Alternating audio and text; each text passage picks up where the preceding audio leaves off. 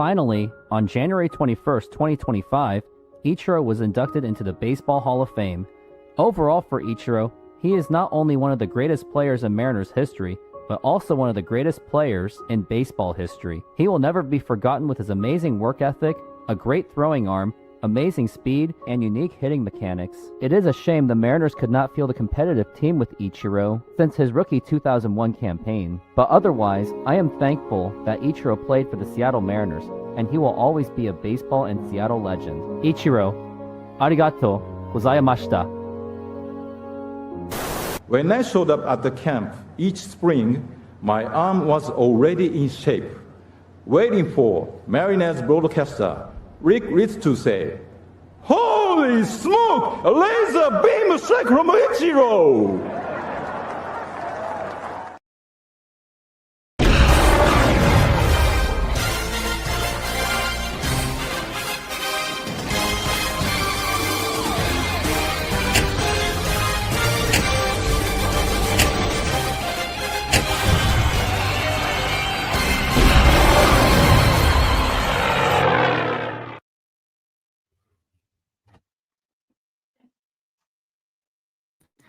Good afternoon, everyone. This is the Rooftop Sports. Yes, I hit that mute button for just a moment, but I am here joined by Jay Trident Podcast, and I did see his video. I took the time, and he says that he is less than 150 subscribers away from 5,000. So let's please get him there. But until then, how are you doing, Jay Trident Podcast? I'm doing well. Appreciate the shout out, my friend. A great night yesterday at the ballpark. Obviously, I wasn't there, but it just seemed like a great night and a chance to keep this going. This team is playing some great baseball right now. So just excited for it. Really excited. Love the video at the intro there. Man, that Fox Sports theme got me fired up as well. It's what I try to do every single day, and I'm going to keep using it until Fox Sports tells me to stop. And that's probably after my YouTube channel gets a little bit bigger, and then they're going to say, okay, you have to come up with your own music. You have to come up with your own graphics, blah, blah, blah, blah. And I'll go, well, if I'm already established by then I'll take that problem.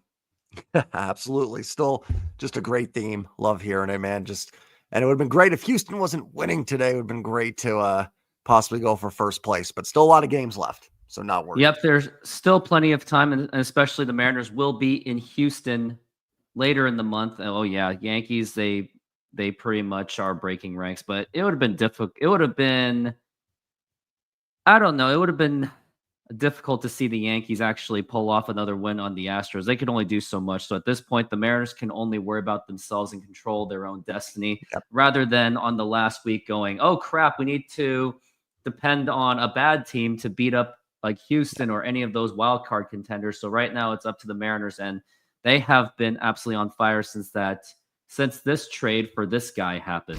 All right, guys, goodbyes only. Don't forget it. Stop it. Thank you. Although that he hasn't been playing to the level that we would like. I mean, I think we all expected it. Like when you're going back to Seattle and you're playing, I shouldn't be saying it, but you're playing in a more pitcher-friendly environment, and I'm not even a believer of that. Things are going to be an adjustment. And of course, when you're moving from one place to the other, I guess that's the other factoring reason. But aside from that, yesterday, I will say it myself, it was an absolutely fantastic night. I think everything went perfectly. Ichiro nailed that speech like no other. I liked how he really credited Randy Johnson, even though their only interaction in just baseball was that 2001 All-Star game when he faced Randy Johnson for the first time of his career, and maybe a couple times when the Mariners played the Yankees when Randy Johnson was on the team. Also, we got to hear boos to John Stanton, which we really did like. And as soon as he said Rick Riz and then Edgar Martinez, it's like, okay, now we really can't boo while he's talking. Because if he's saying really cool names, it's like, how you can't boo. Yes, it's Stanton talking. And if you notice, like, he's like, I'd like to thank Rick Riz. And everyone's like, okay, fine, I will clap. I'm not going to boo like Rick Riz in front of him like that. So. Did Stanton announce the statue to actually get Ichiro a statue, or was it to actually see some cheers as he was on the podium? He was desperate for cheers, and I think he actually thought that authorizing those trades of Josh Naylor and Eugenio Suarez, I think he was thinking, oh, maybe I can actually speak and people actually cheer. No, sorry. We're still holding you to a high standard after what you did for the last couple of years, but sure, I guess you brought this team back together in some way, even though more of a Jerry Justin thing, and I don't even like them that much. It's a team game, so that's all I'm going to say. But Well said. anyways, yeah, even anyways, now I haven't even talked about yesterday's game, but how about the back-to-back home runs by Cal Raleigh and Julio Rodriguez? Like it just seemed that as soon as the fans were sitting down right before the first pitch to Julio just hits one, and everyone's like, "Oh, we gotta stand up and cheer again." It was really, when it happens on the back-to-back pitches, it's always a little crazy because everyone doesn't have time to sit back down. And then Julio's was just a laser out to left field, which was incredible. I mean, it was hit 113. And then it was cool just then, I don't know if you saw it, but Ichiro thrown out the first pitch to Randy Johnson behind the plate. So that was cool to see the 251s. And like you said, obviously, like if you told me, hey, Jay, did Ichiro and Randy play together? I'd be like, no, but for some reason in my head, they did kind of cross paths, but no, that's why it's so cool to see the big unit there, because he was gone in 98 and Ichiro was here in 01. So they don't even have a lot of like connection to each other. So really cool to see the big unit here this weekend. And it'll be really cool to see the big unit also that he's going to get his number retired finally by next season. And I remember like even when he was being talked to about it, like there were questions like, well, why didn't you take the Mariners as the Hall of Fame? And all Randy Johnson had to say was, well, why didn't Howard Lincoln try to reach out to me? And you saw Angie Mentic's face and Aaron Goldsmith's face. They deep down, I think they wanted to say something, but all they could do was they couldn't even say anything, but they had the faces like, he has a point. But all Aaron Goldsmith would say, sure, I hear you, man. That's it. Yeah, no, and I love it. I love seeing the players because he's right? Like then maybe they should have done something and reached out about it. So yeah, I mean, I like hearing it. I like when the players are standing up and calling, ownership out for things, and kind of like you said before, they had a great deadline. I can not give John Stanton a standing ovation. It would take something. Maybe if they won the World Series, I wouldn't boo him. You know what I mean? I'd be like, okay, fine. But like, man, I couldn't imagine. Yeah, I'd be like, okay, thanks, appreciate it. You'd be like, sure, whatever. Well, now we got to look forward to this game. As much as we have the highs of happiness from yesterday, we also got a baseball game to take care of. We got Brian Wu today going against Adrian Hauser, and this looks like it's going to be a more tightly contested match. And you're also not going to get much home runs out of Adrian Hauser either. He's only given up 4 home runs versus Brian Wu's 21. But he doesn't, I guess, strike out as much. But he also hasn't pitched as many innings either. But either way, I still expect this to be a very tough matchup. Yeah, Hauser is kind of I feel like the prototypical pitcher that shuts down the Mariners. And he already did this year with the White Sox. Ground ball guy. Doesn't miss a ton of bats, like you said, but it's the guys that keep the ball on the ground and don't give up the long ball seem to have able to find some success against the Mariners. So Brian Wu is going to have to be on his game today for sure. And Houston just goes up 5-1 in the 9th. So it's looking very bleak that we'll be able to take first place, but have a chance to extend the wild card lead here for sure with the Yankees losing and even Cleveland and Texas losing. Yeah, and here's the lineup for Tampa Bay. We've got Simpson, we got Yandy Diaz, Brandon Lau, Junior Caminero. He's actually been the Mariners killer of this series. Got Josh Lau. Can't even say this guy's name. He's a catcher, and then Ha-Seong Kim, who just got back into baseball this season. Magnum, name of something. And then Peters, who is 0 for 7 since his debut. And then the lineup for the Mariners, and I'm one of the party poopers that doesn't necessarily like the lineup because we got Randy Arozarena leading off, Cal Raleigh, Julio Rodriguez, Josh Naylor, Eugenio Suarez, Jorge Polanco, Mitch Garver, Dom Canzone, and J.P. Crawford. So there will be no Cole Young because I believe that I would think that Adrian Hauser is a right-hander. So now I'm a little bit puzzled why I guess they want Jorge Polanco's left-handed. And I guess the fact that it also if Cal Raleigh's going to be the designated hitter and Mitch Garver's catcher, then someone had to be bumped. But Yeah. let's not take away the fact that Cole Young, I think he walked at every single at bat. He was very efficient yesterday. Yeah, he was 0 for 0. I was reading the box score. I'm like, oh, he walked in every at bat. So yeah, I'm with you. I think I would have given Polanco the day off, maybe, and got Cole Young to start at second base. But like you said, when Cal's getting the day off catching, it puts them a little bit of a bind because obviously Garver has to play. So then you've got to kind of pick and choose out there. So I'm not going to get on it too much. Polanco, Cole Young, both are fine. But after the game Cole had yesterday, I think I would have put him at second base for the day. A little bit better range defensively. And just, rewarding the 4 walks from yesterday. Well, I guess they're just trying to get any kind of pop out of Jorge Polanco. But again, it's going to be tough to do it when there's a guy that doesn't give up as much home runs. So I think I personally would have just put Cole Young in there, but what am I to know? We're just baseball fans with YouTube channels. No, I think it's fair. I think I would have too. I think, and like you said, because Hauser's not, Polanco's big strength over Cole Young is more pop, and Hauser's not a guy that gives up a lot. I'm not sure what his walk rate is. So, again, like I said, it's not a big deal to me, but I think you could have rewarded Cole Young with a game today. I'm actually surprised Cal isn't catching with the day off tomorrow, to be perfectly honest. Kind of figured Cal would just be behind the dish here, but I certainly understand keeping him fresh as possible here for the final run here, right? The last 40 or so games. Yeah, last 40, and which I would think that for this homestand, I know that you're going to say, well, I know you said it yesterday, like, well, if the Mariners don't win, at least they had a good homestand. But unfortunately for myself, we got to go into Baltimore and New York, the New York Mets, and that is not going to be an easy road. Now, here's the pitch, and that's going to be in there for a strike. And what I'm saying is I think that road trip is going to be a huge challenge for the Mariners because Oriole Park and Camden Yards has been known to be the death zone for the Mariners. And for some reason, also in New York, Mariners don't really do well in playing against the New York Mets either. The pitch, and that's a foul ball. But ironically, they actually play well against the Mets at home, it seems like. But then when they play at New York against the Mets, something just goes weird. Like, remember 2023? That was just a really weird series. And that was the beginning of the collapse, too, of 23. Yeah. Yeah, it really was. And Baltimore's not playing well, but they've got talent. So, no, I agree. Like, and you're trying to catch teams that are winning, right? You don't have a luxury right now of, like, deep breaths. Obviously, we know they're going to lose another game here at some point, but, like, there's not going to be a lot of give and take. If they want to win the division, they've got to keep it rolling.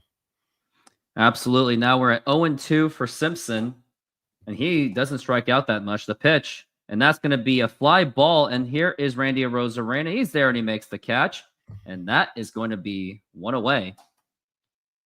Now next up to the plate is going to be Yandy Diaz, and if Mariner fans remember him, his name was the most popping name in last year's trade deadline. And I remember doing that live stream show. I literally did it just to see if the Mariners were going to get Yandy Diaz or not. And there was some kind of momentum on the Twitter, but then eventually it just died down. But Yandy Diaz is here. He's actually having a pretty good season so far. Here's the pitch, and that's going to be low for a ball. And that's going to be 1-0. Diaz is batting .277 with 20 home runs and 66 RBIs. And now we are looking at next pitch. And now here it is.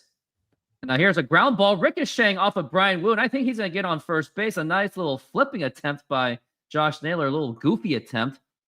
But with that ricochet off of Brian Wu, hopefully he's okay. It just didn't seem like there was nothing much that really could have been done. And I had that happen to me in my softball game on Tuesday where it ricocheted. And Brian Wu just said, shake it off, just let it go, because he was waving his hand. That's like that shake it off kind of thing. And that did get off of his left, not his foot. It was off of his left leg, lower leg. And I hope that he is okay. Can't afford to have someone like that hurt. Looks like luckily it got him kind of in the thigh area with a little more meat on the bone. He looks all right there. A little bit of a tough break for the Mariners because I think if that doesn't hit Wu, it goes right to JP behind. It would have, him. Little kick save there. I think it was going to go towards Polanco, or at least maybe if Brian Wu just had like superhuman reaction, then he could have caught it. But I mean, it's pretty hard for even a major league level to even get that kind of comebacker. Yeah, Now it's here's that's Brandon reaction time's Lowe. gotta be insane. Can we Now get it's going to Brandon be a Lau foul out ball. in the first? Can we get him out in the first at bat? He's homered his first at bat each of the That's first two true. games here. And I wonder if there's a betting line for that now in Vegas where will Brian Sure. Lau hit that first home run? There's got to be one right now. Just like there was a betting line for a certain item being thrown at a WNBA game. There was actually a betting line for that, the 0-1. Now here's a ground ball, and that could be double play ball. Go to second. That's all he's going to get because the angling was just a little bit off. What Baseball was up with the purists and camera Sean work Lee there? are here. Yeah, Roots Sports, you had one job. No wonder Did it's only you $20. did you do the game last Sunday against Texas by any chance? I did Saturday. I didn't do Sunday. Okay. They had a weird thing in the game Sunday. It was a fly ball hit to Julio, and the camera cut to Julio super awkwardly. It was just weird. I was doing a member stream and I couldn't keep track of where the ball was. Yeah, just like it's like minor league baseball quality kind of Yeah. broadcasting. Now here's the pitch to Junior Caminero, and that is going to be a strike. And Caminero is actually, I would like to say he's technically a rookie this season. I'm not sure if he is classified as one, but he is this is his first full season. He's been playing very well. Now here's the pitch. Now here's going to be a foul ball. He is more of a feast or famine kind of guy, given that his batting average isn't too great and his on-base percentage isn't that great either. It is a 296 OBP and a 254 batting average. And he's a very strikeout heavy guy with low walks. So he is certainly a feast or famine guy. As we are at 0-2 for Junior Caminero.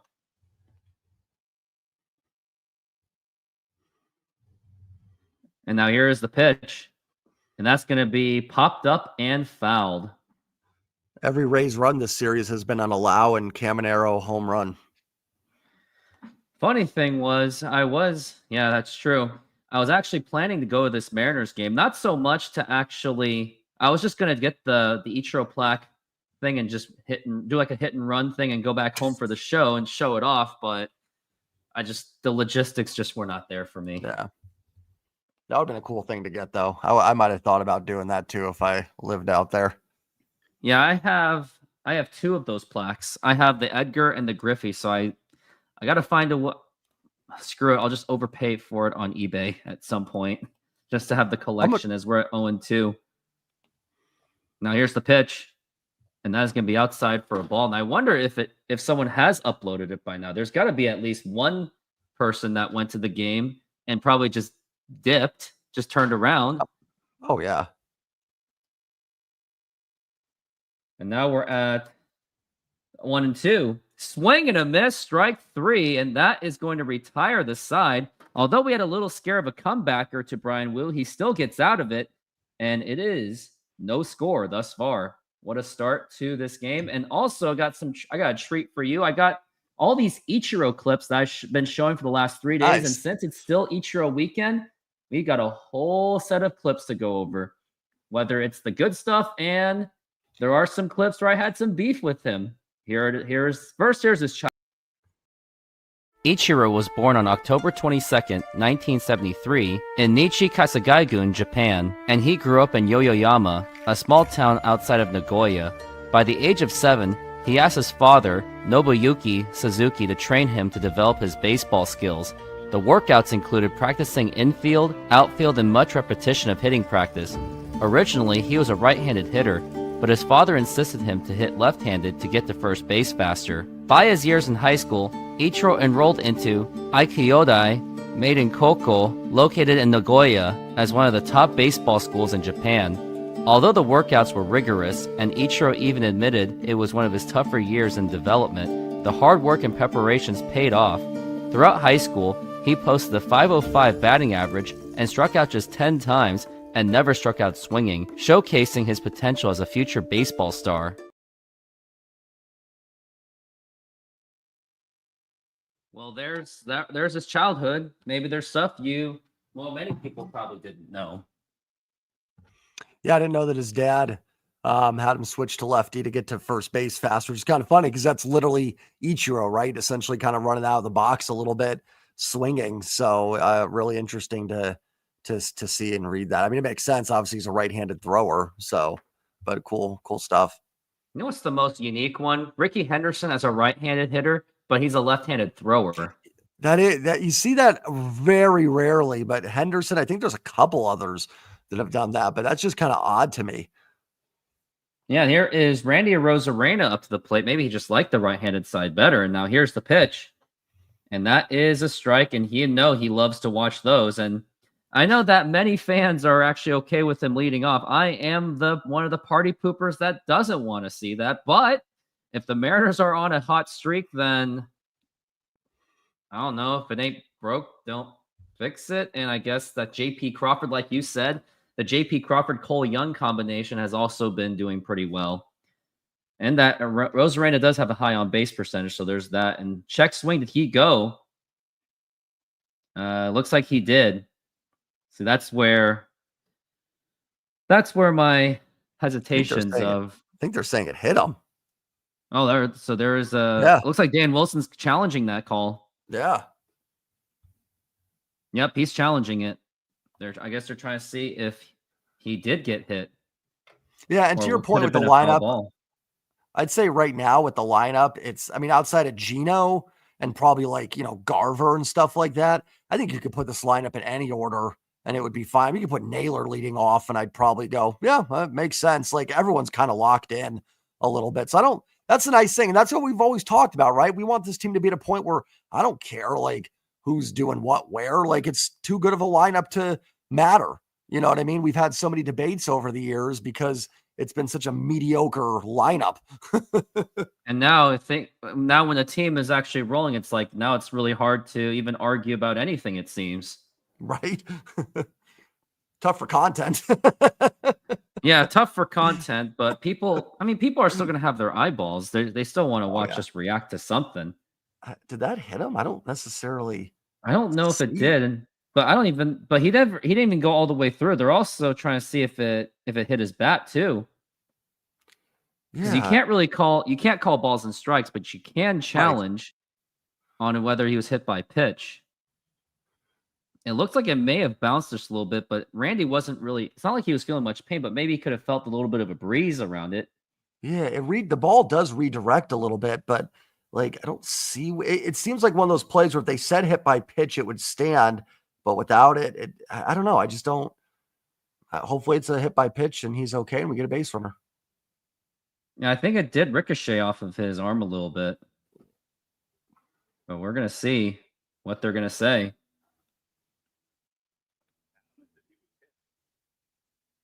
Everyone in the Mariners will say that, yeah, I think he was hit. And I'm starting to think so too. Yep. Yeah, hit. Yep, he gets hit by a pitch, and that's one of the reasons why Randy Arozarena has become that leadoff hitter, is because although his swings are very erratic and his decision-making of swinging is not great, he still finds the most ridiculous ways to get on base. Yeah, he has some swings where you're like, I don't know how this guy ever gets a hit, but then he'll run into a 3-run home run. And now here are the home run leaders. Oh, Shohei Ohtani's been on fire lately. I swear he was at 38 home runs yesterday. Did he have a 3 home run day? I think he's homered in both games. Oh my goodness. Yeah. The home run race just gets tight. But yeah, here's Cal Raleigh.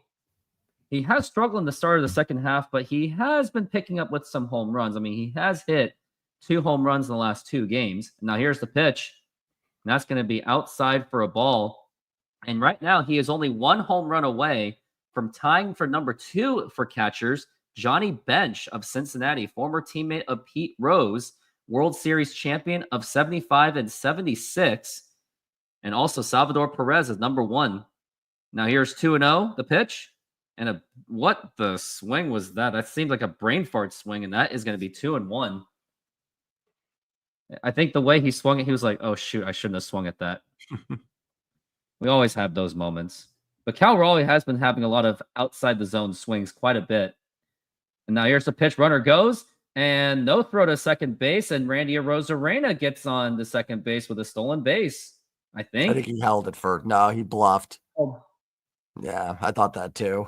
Fans clapping, so I was like, yeah, he's got to be a stolen base. As we're at 3-1 for Cal Raleigh. He's working the count pretty well. And now the pitch.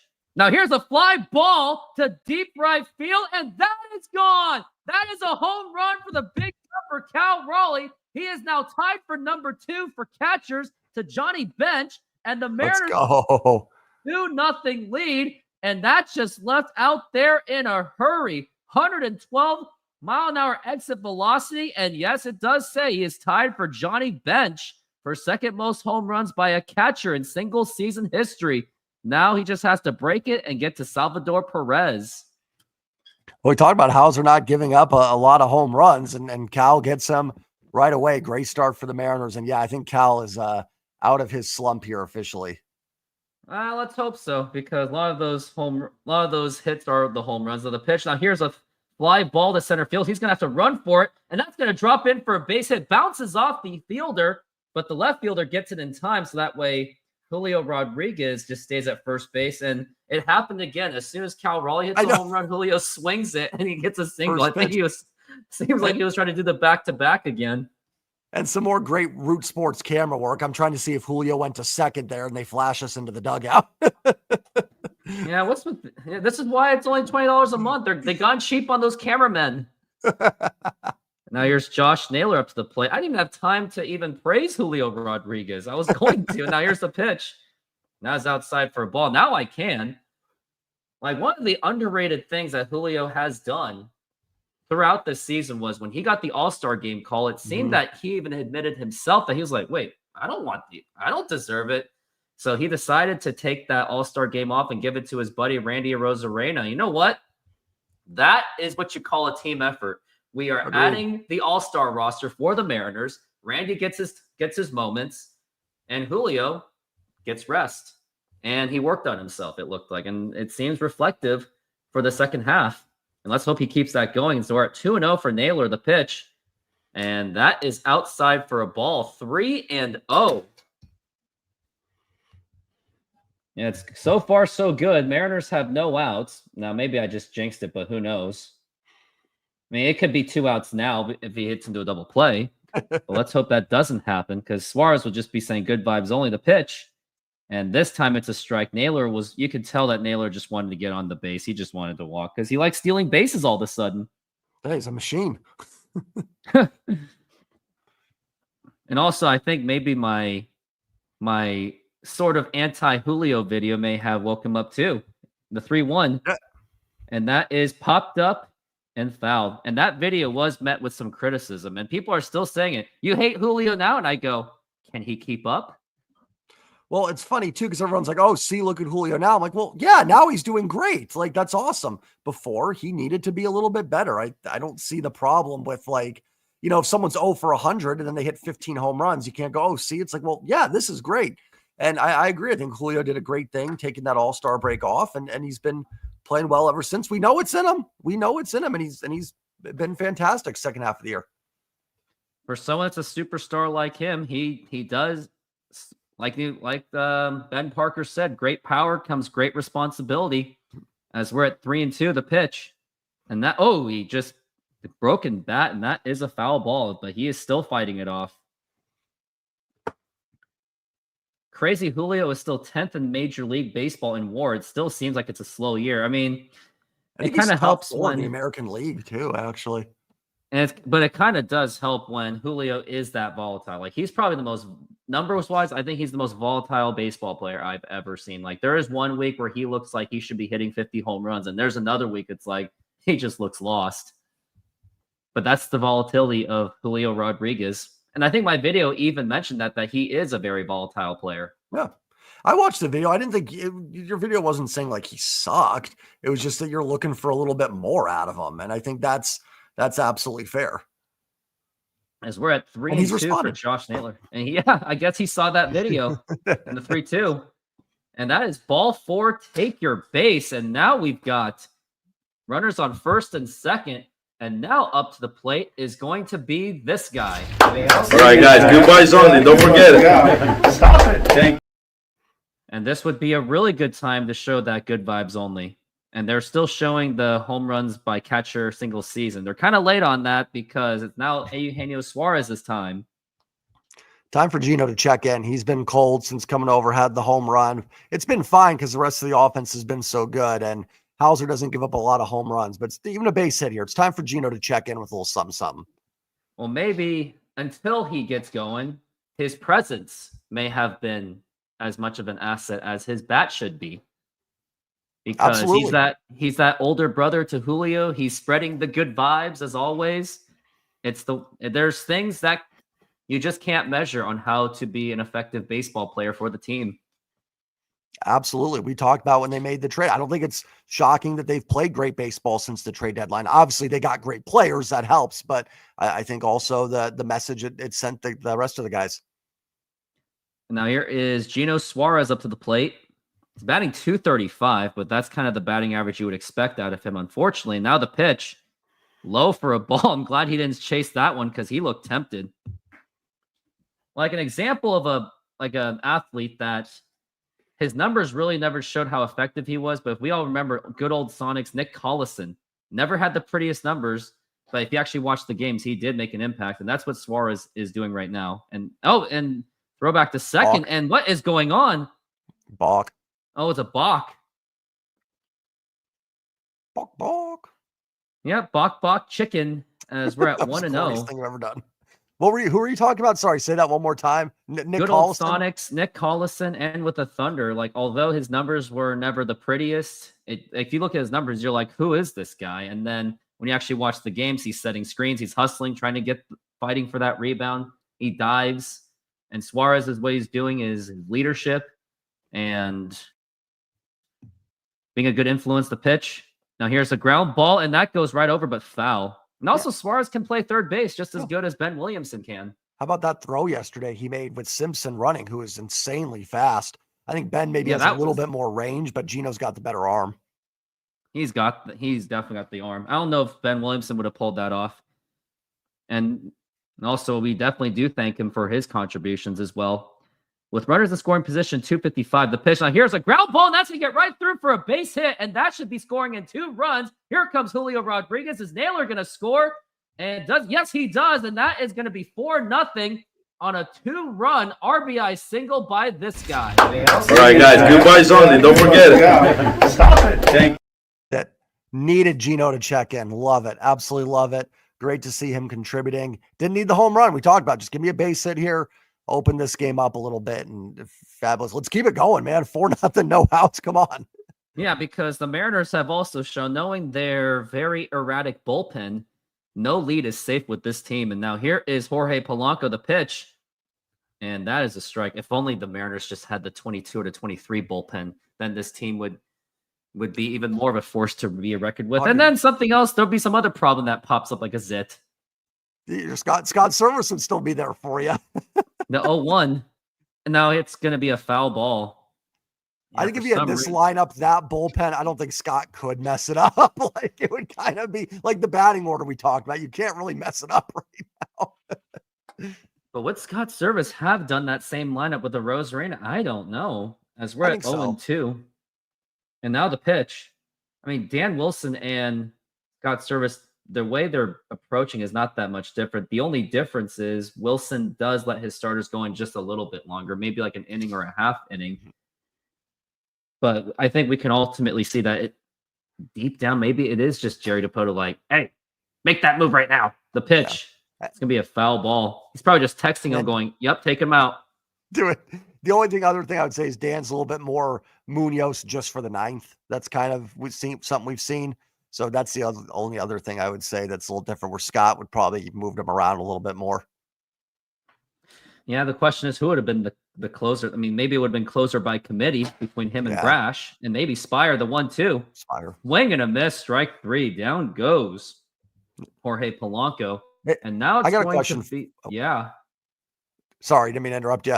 Am I crazy that like I trust Spire the most right now a little bit? Like, is that wild that he's kind of the guy I feel like Munoz just has some outings where he gets it done, but I'm like, dude, come on, man, just get through this. The bullpen is so volatile that it does cause for volatile opinions. So every action gets a reaction. And now here's Mitch Garver batting .217 with 6 home runs. But for a backup catcher, I'm not going to complain.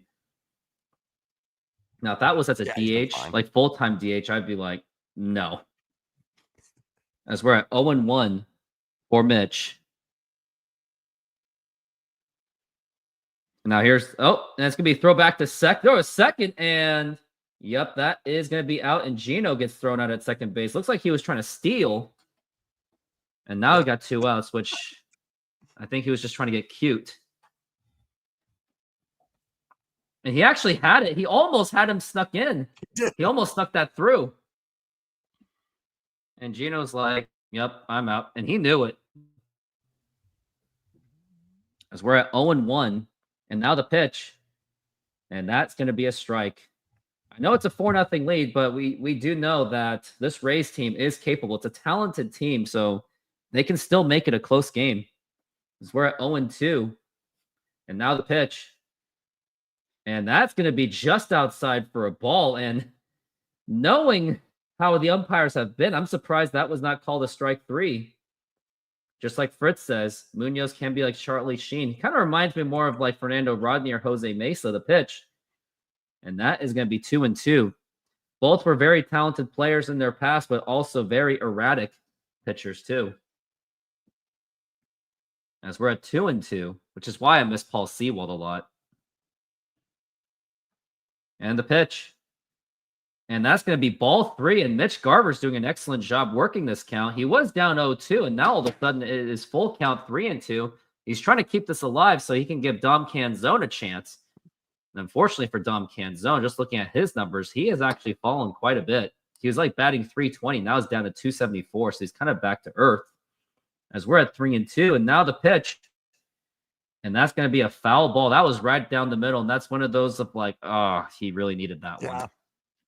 Good at bat, but yeah, you like to punch that pitch. Just anything could have made it work. As we're at 3-2 still, full count. Hauser's been struggling in this inning. He's got what he wants finally, and now the pitch. Low for ball 4. Take your base. And now we've got a runner back on first base. And Mitch Garver, don't you dare try to steal second. Don't do what Gino just did. And now we've got Dom Canzone, and knowing Dom Canzone with a guy at first, I think he's just thinking home run on this one. And actually, I'm thinking too. You know what? It's 2 outs. It's gonna be hard. It's usually hard to keep the inning going when you have 2 outs. I don't think we really have that 2 outs. So what kind of spirit quite yet? As we're at 2 outs for Dom Canzone, and now the pitch, and that is low for a ball, and that is 1-0. I looked up all the Ichiro replicas. They are ranging at around $80. Doesn't seem too bad. Yeah, you would have expected that. As we're at 1-0, yeah. I was expecting in the hundreds. And now the pitch to Canzone. Oh, swing and a miss, and that is strike 1. One of those habits that Dom Canzone has is his swinging is very erratic. But if he can connect on that ball, it's a beautiful swing. But he also has a very ugly strikeout swing, as we're at 1-1, and the pitch way outside for a ball, and that is 2-1 for Dom Canzone. Now, no matter how anyone feels about Dom Canzone, he's definitely been doing. This is definitely his best season so far than all the other seasons. 23, we saw like the flashes, and then 24, he just looked really lost, and now 25, he is a little bit better. 2-1. Now here's a ground ball, and that's gonna go right through for a base hit. And Mitch Garver's going to go to second base, and Dom Canzone is keeping this inning alive. I will take that. Me too. Good at bat. First half, Dom Canzone was a .319 hitter, and then he kind of went back to earth batting .206, only 1 home run and 7 RBIs. But he has gotten the big hits when he needed to most. And thank you, Fritz, for your $2. And in return of that $2. Now, the only thing you owe me is you got to give Jay Trident Podcast a subscribing if you haven't done that yet. I think I've seen Fritz in the comments section. I think he's in there. I could be wrong, though.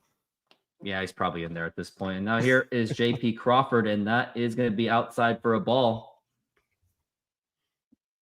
Yeah, what a difference that Suarez and Naylor have made. I mean, just their presence provides plate protection for less pressure on Julio and Cal Raleigh, the 1-0. This lineup is just so deep, too. I mean, you've got JP here batting 9th, who's a threat to go deep and get on base easily. Yeah, I still miss him as a leadoff hitter, because at least when he gets out, he does take a long time to get out. But I mean, if Randy Rosarena is faster, then fine. As we're at 1-1, And now the pitch. Big swing and a miss. And I think JP is just trying to go for a big one. I don't think he necessarily has to. No. With runners in scoring position, he's a 307 hitter. So he has been having a good turnaround season compared to last season, where he really did look lost last season. As we're at 1-2. And now here is the pitch. And that is going to be up high for a ball. I do think the contributing reason why JP Crawford has been playing a better season than the last season, I think maybe the fear of Colt Emerson and Felnine Celestine has kind of gotten, oh crap, someone's going for my job, as we're at 2-2. And here's the pitch. Outside for a ball. And also his contract is coming up real soon. Someone is actually using my show for the actual purpose. Listen while you're driving, not the radio. As we're at 3-2. And that's the goal of this channel, is to provide radio for people's cars. The pitch. And ball 4, take your base, and the bases are loaded. Unbelievable. Off of being 2 outs, Mitch Garver was at 2 strikes, an 0-2 count. All of a sudden, the bases are loaded, so the Mariners are still fighting. Maybe they heard my hate about just hit the home run. Who cares? And only one hitter's made it out this inning, too, Polanco, because Gino was out trying to steal. Because he decided to get cute. Yep. And now we've got Randy Arozarena. What can he do? And now the pitch. Oh, swing and a miss. He was trying to go for that, and that is strike 1. But with the bases loaded, you don't necessarily have to hit a home run. But at the same time, he wants his own personal record, as 23 is his career high. 24 would be the new one. The pitch. Low for a ball. Good eye. You didn't have to go for that one. And yep, Mariners are extremely hot. And have you seen this guy or person before? Is this one your viewer? Not to my knowledge, but if he is, good to see him here. I sometimes don't remember everybody that comments, but doesn't ring a bell, but that's okay. We're always welcoming new people. It's a great problem to have. The 1-1. Exactly. Swing and a miss, and that is strike 2. We got Josh here, the Houston boy. The man, and we're definitely and we are definitely anticipating to have a show together. He is new, or she's new, or I don't know. As we're at 1-2, the pitch. Now here's a ground ball right to the second baseman. Throw to first in time. But the Mariners do get 4 runs on that, on a 2-run home run by Cal Raleigh and a 2-run single by Eugenio Suarez. And we will be back after this timeout about Ichiro in the 1991 NPB draft. Ichiro was drafted in the 4th and final round, which was very low and shocking.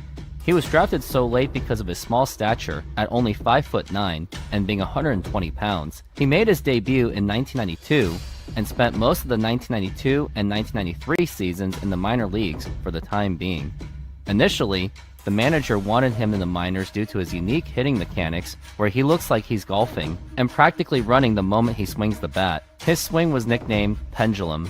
One of his highlights in his initial years was when he hit a home run off eventual Japanese MLB star Hideo Nomo. Ichiro finally got his full-time starts in the 1994 season, where he broke out batting .385, hitting 13 home runs, and stole 29 bases. It was also notable that Ichiro changed his name on his jersey from Suzuki to Ichiro. The reasons were that Ichiro was the second most common name in Japan, and it was a marketing opportunity for Ichiro since his name was an attractive brand name. He won several awards including MVP, Gold Glove Award, Best 9 Award, the batting title, and an All-Star appearance. The 1995 season was when Ichiro took it to the next level. He batted .342, 25 home runs, 80 RBIs, and 49 stolen bases. His amazing individual performance got him his 2nd consecutive MVP award. He helped lead the Blue Waves for the Japan Series against the Tokyo Yakult Shallows. Unfortunately, they would fall in a 7-game series. However, in the very next season, the Oryx Blue Waves redeemed themselves by winning the Japan Series championship. Yomiuri Giants, led by the other Japanese and eventual MLB star, Hideki Matsui. Ichiro also won his 3rd consecutive championship by batting .356, 16 home runs, 84 RBIs, and 35 stolen bases. Over the years of his career in Japan, due to his dominance, he eventually got the nickname Kabusu, which means monster in Japanese. Later in 1999, Ichiro married Japanese TV announcer Yumiko Fukushima on December 3rd. And we are back from the break, and now the pitch. And that is a strike. That was quite a pretty lengthy one. I mean, Ichiro's years in Japan. Ichiro's one of those guys I could just listen to talk all day. Just he's got the stories. It's so because he's always someone that you kind of felt was quiet, but he's just a great orator, in my opinion. He's very selective on who he talks to. That's why he doesn't really crave for attention that much. He's a very humble guy. There's a reason why he has an interpreter. I think it's more than just communicating with his Japanese audience, his Japanese fans, but also, I mean, who's really going to put something out in the media of like, Ichiro said this, but it was also said by his interpreter. Right. And it's going to be one. And it's plus, if it's an interpreter saying, he's just saying it like, I'm just the messenger, as that's going to be up high for a ball 2-2. But yet when he was speaking out in the podium, he spoke everything English. As we're at 2-2 on Josh Lau, and now the pitch. Now here's a fly ball to right field. Now Canzone, he can't not get to it, and that is going to go definitely extra bases. And now he's going to be up there with a stand-up double. Don't give him back. Yeah, let's not give up any runs. And what's with Josh Naylor's shoes? He has alternating shoes. I heard that's like fashionably incorrect. Maybe that's in now.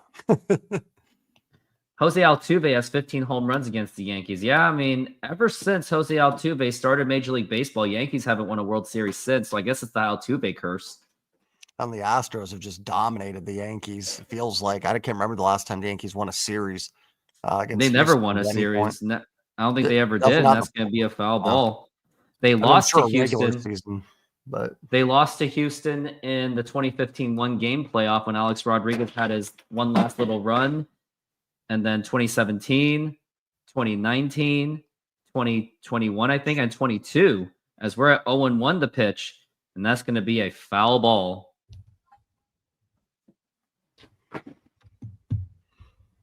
Oh, 2.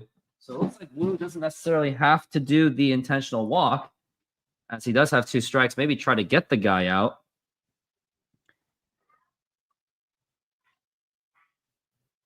And now we're at 0-2.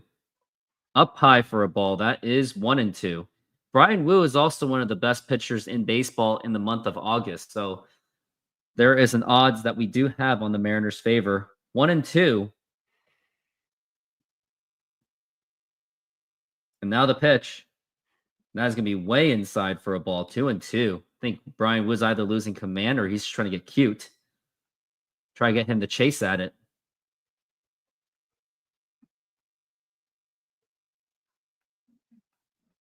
Now we're at 2-2. And the pitch.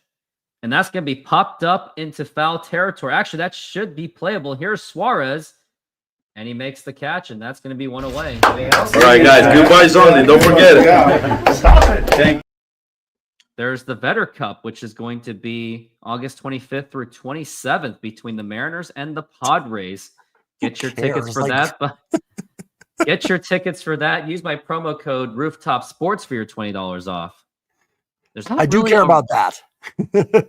There's not really a rivalry between the Padres and Mariners. There just never was. It just feels forced.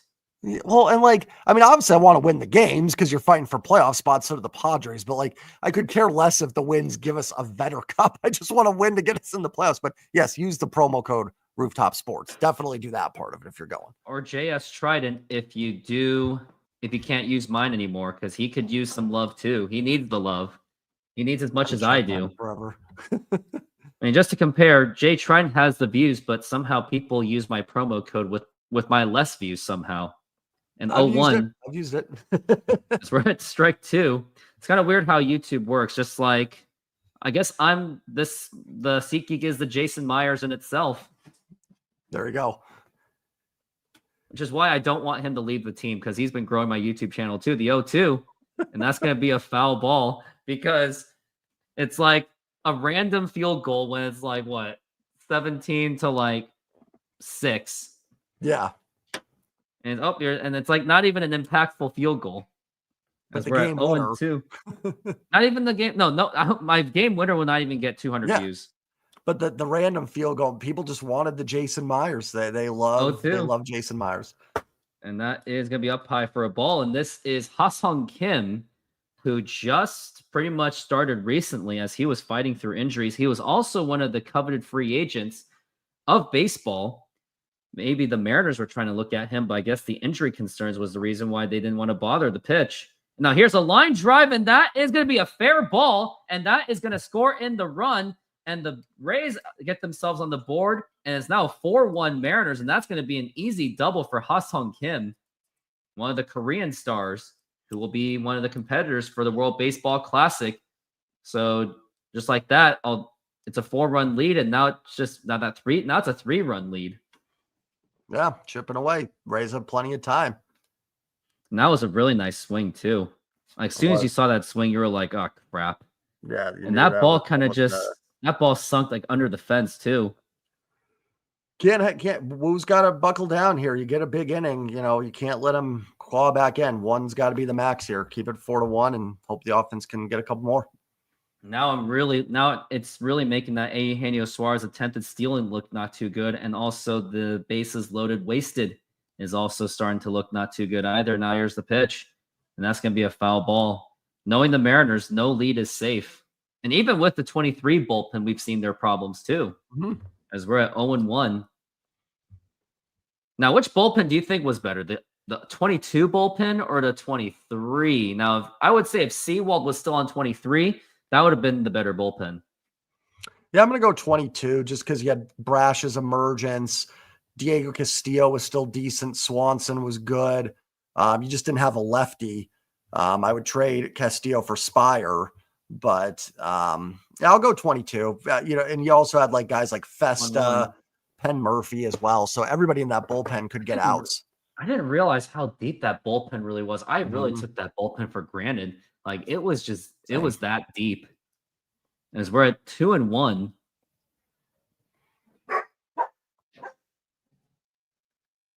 And now here's the pitch. And that's going to be a strike, 2-1. And Josh is reminding us of the Kendall Graven and Rafael Montero. I appreciate that, Josh. That trade still hurts to this day. As we're at 2-2.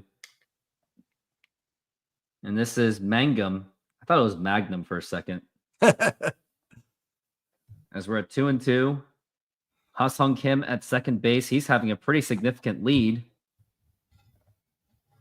Woo's not even checking the runner. And now the 2-2 pitch. And that's going to be popped up and foul. And Mangum is actually fighting this. He has a 280 batting average.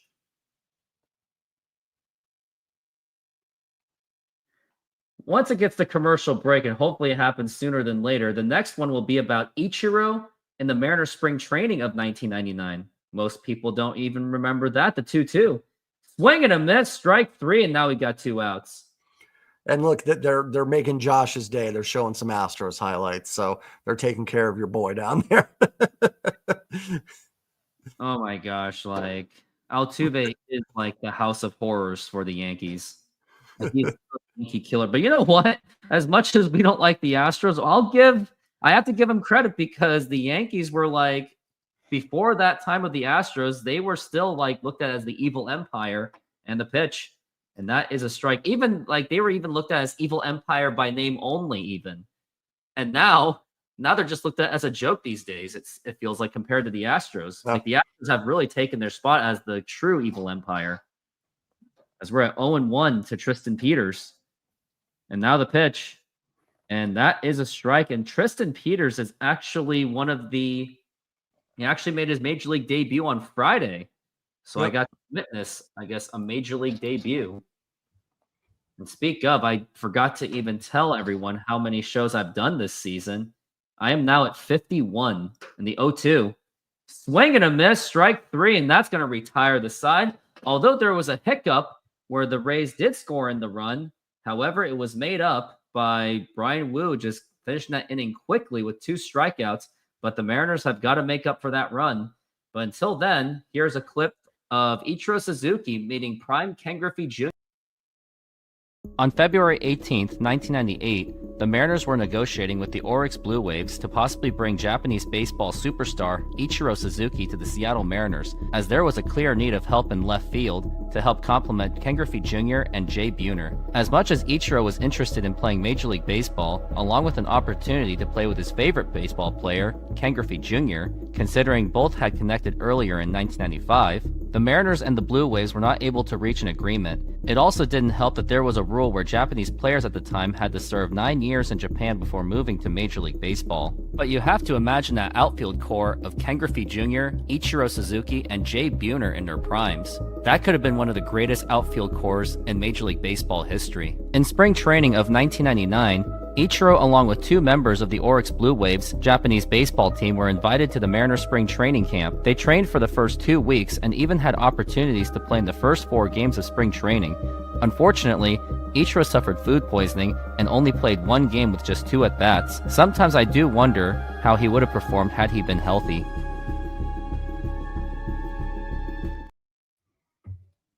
I really wonder how that could have turned out. Imagine Ichiro Suzuki in the Kingdom, probably be playing left field, or maybe they would have traded with Jay Buhner in their primes all together. Whew. Man, Ichiro, and on that, I do, it's just incredible. I couldn't imagine him, man. Imagine this Mariners offense in the Kingdom. Yeah, Julio Rodriguez, that would probably be like at 40 home runs, or at least 30 home runs by now. But that's the thing. That's how Jerry Dipoto and Justin Hollander made this team. They built this offense as if they thought that they were in the Kingdom. You would think that's how they built this team. And now here is Cal Raleigh up to the plate and the pitch. And that's going to be a little bit of a dribbler right to the pitcher and throw to first in time. Imagine, not only would you have had Ichiro, and then just off the bench, you have Rich Amaral stealing bases just in case. Yep. No, it would have been, and it would have been a nice contrast too. We've talked about it. This, to have a guy like Ichiro on that team, I think would have been great to sort of have a high average guy there. Yeah, and maybe that could have incentivized Griffey to stay, because I guess him having his best friend Jay Buhner just wasn't enough. But maybe having Ichiro is another fun guy to have. But who knows? There's a lot of should have, could have, would have's as we're at 0-1 in the pitch. Now here's going to be a ground ball, and Julio might actually be able to run this out. Barehanded throw to first, and not in time, and Julio actually got through that, and that's going to be an infield base hit. That's actually his second hit of the day for Julio Rodriguez. It would be great here for the Mariners to respond, right? We've seen more in the years past, but they've put up big innings, and then they just kind of fall asleep. Rays get a run, answer back, and get a run or two, and kind of kill any momentum they possibly have.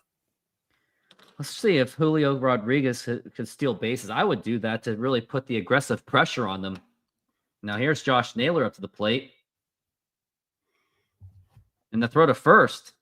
And that's going to be not in time, as they're trying to keep Julio Rodriguez in check. Would like to go into my fantasy baseball team. My team known as the In John Stanton We Trust. I'm actually in the lead. I've actually made a comeback. My team always make these weird Sunday comebacks. And the pitch. You're the Sunday rally man. I'm the Sunday rally man, as I am just taking the lead. Your team is actually going back to its winning ways. Helps when Seattle JBL literally doesn't even look at his lineup. Well, listen, we all get to play the Rockies at some point. So. Yeah, so that's why he has value to our league. Like, not only does he pay and he's willing to suffer the $50, but we need that one team. I think a league needs that one team of like, okay, I'm playing this team. Like, I feel good. And now we're at 0-2. Also, Peanut Butter Ellie time has completely just really fallen apart, as we're at 0-2. And that gets away, and that's going to be... Oh, actually, no, it doesn't get away. It just actually hits Josh Naylor. And now we got a runner on first and second, and it's going to be up to Eugenio Suarez. And how about a double steal? I mean, we've got Julio that can capably steal, and Josh Naylor, he's still undefeated in stealing for the Mariners. Yeah, we know Naylor's good for the stolen base. Julio maybe but we know Naylor's got this covered. Bold prediction. I think if Naylor gets thrown out in Seattle, he'll get met with a standing ovation just because I like that. he lasted I like that long. That's what's going to, just like JP Crawford yesterday got a huge standing ovation for having a 17 pitch battle and the pitch to Suarez. Now here's a ground ball. Double play ball. Throw to second and throw to first in time for the double play. And that is going to retire the side. And just as a blink of an eye, the inning is already over. We go to the top of the third inning, and it's time to show the time when Ichiro joined the Mariners. 2000 would be the final season for Ichiro in the NPB, where he batted .387, 12 home runs, 73 RBIs, and 21 stolen bases. With Ichiro fulfilling his 9-year requirement in the NPB in order to be eligible for Major League Baseball, he finally became a free agent after years of interest playing in the Major League Baseball. The Seattle Mariners, who already had Ichiro in the 1999 spring training through an exchange program with the Blue Waves, successfully signed Ichiro to a 3-year, $14 million contract after bidding $13.2 million for his posting rights, which was $4 million more than the Los Angeles Dodgers. To add more detail to this story, Mariners owner at the time, Hiroshi Yamauchi, authorized the Mariners to do whatever it took to get Ichiro on the Mariners. Former Mariners president Chuck Armstrong stated, "Mr. Yamauchi told us, whatever we have to spend, we needed to spend what it took to get him." Also, the Mariners had connections with Ichiro years prior through former Mariners scouting coordinator Jim Colborn, who oversaw players in the Pacific Rim and heavily influenced the Mariners to sign Ichiro. In the first half, Ichiro blossomed into a superstar and contributed to the Mariners being the best team in baseball. He was voted in to be a starter in the 2001 All-Star Game in Seattle, along with 7 other Mariners representing as well. In the All-Star Game, Ichiro in his first at-bat went up against Randy Johnson and got an infield base hit, beating Randy Johnson to first base. Later on in the season, he helped the Mariners not only win the 2001 American League West Division, but he also helped the Mariners tie the Major League single-season record of 116 wins, along with the 1906 Chicago Cubs. In the division series against the Cleveland Indians, Ichiro batted an amazing .600, which was actually the Major League record in the division series at the time, and the Mariners edged out the Indians in 5 games.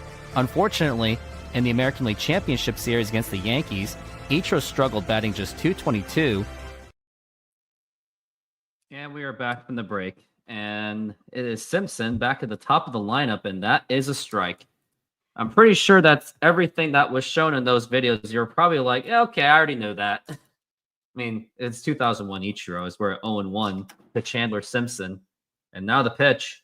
And that's going to be a liner to left field, and that is going to be dropping in for a base hit. And here we go again. It's going to be a double. Actually, could be a triple. He's going there, and now the throw to third, and that is going to be not in time. And now already there's a man on third base, and look at that hustle by Simpson. He can fly. He can fly, but I kind of wonder like how much quicker Randy Arozarena could have gotten. I mean, it doesn't help that I don't really get much camera angles. Yeah. That's why broadcasters are actually at the games for a reason. The throw was off, though, but it was still a very long shot either way. And now here is Yanni Diaz, and this actually could be a battle if the Mariners are not careful.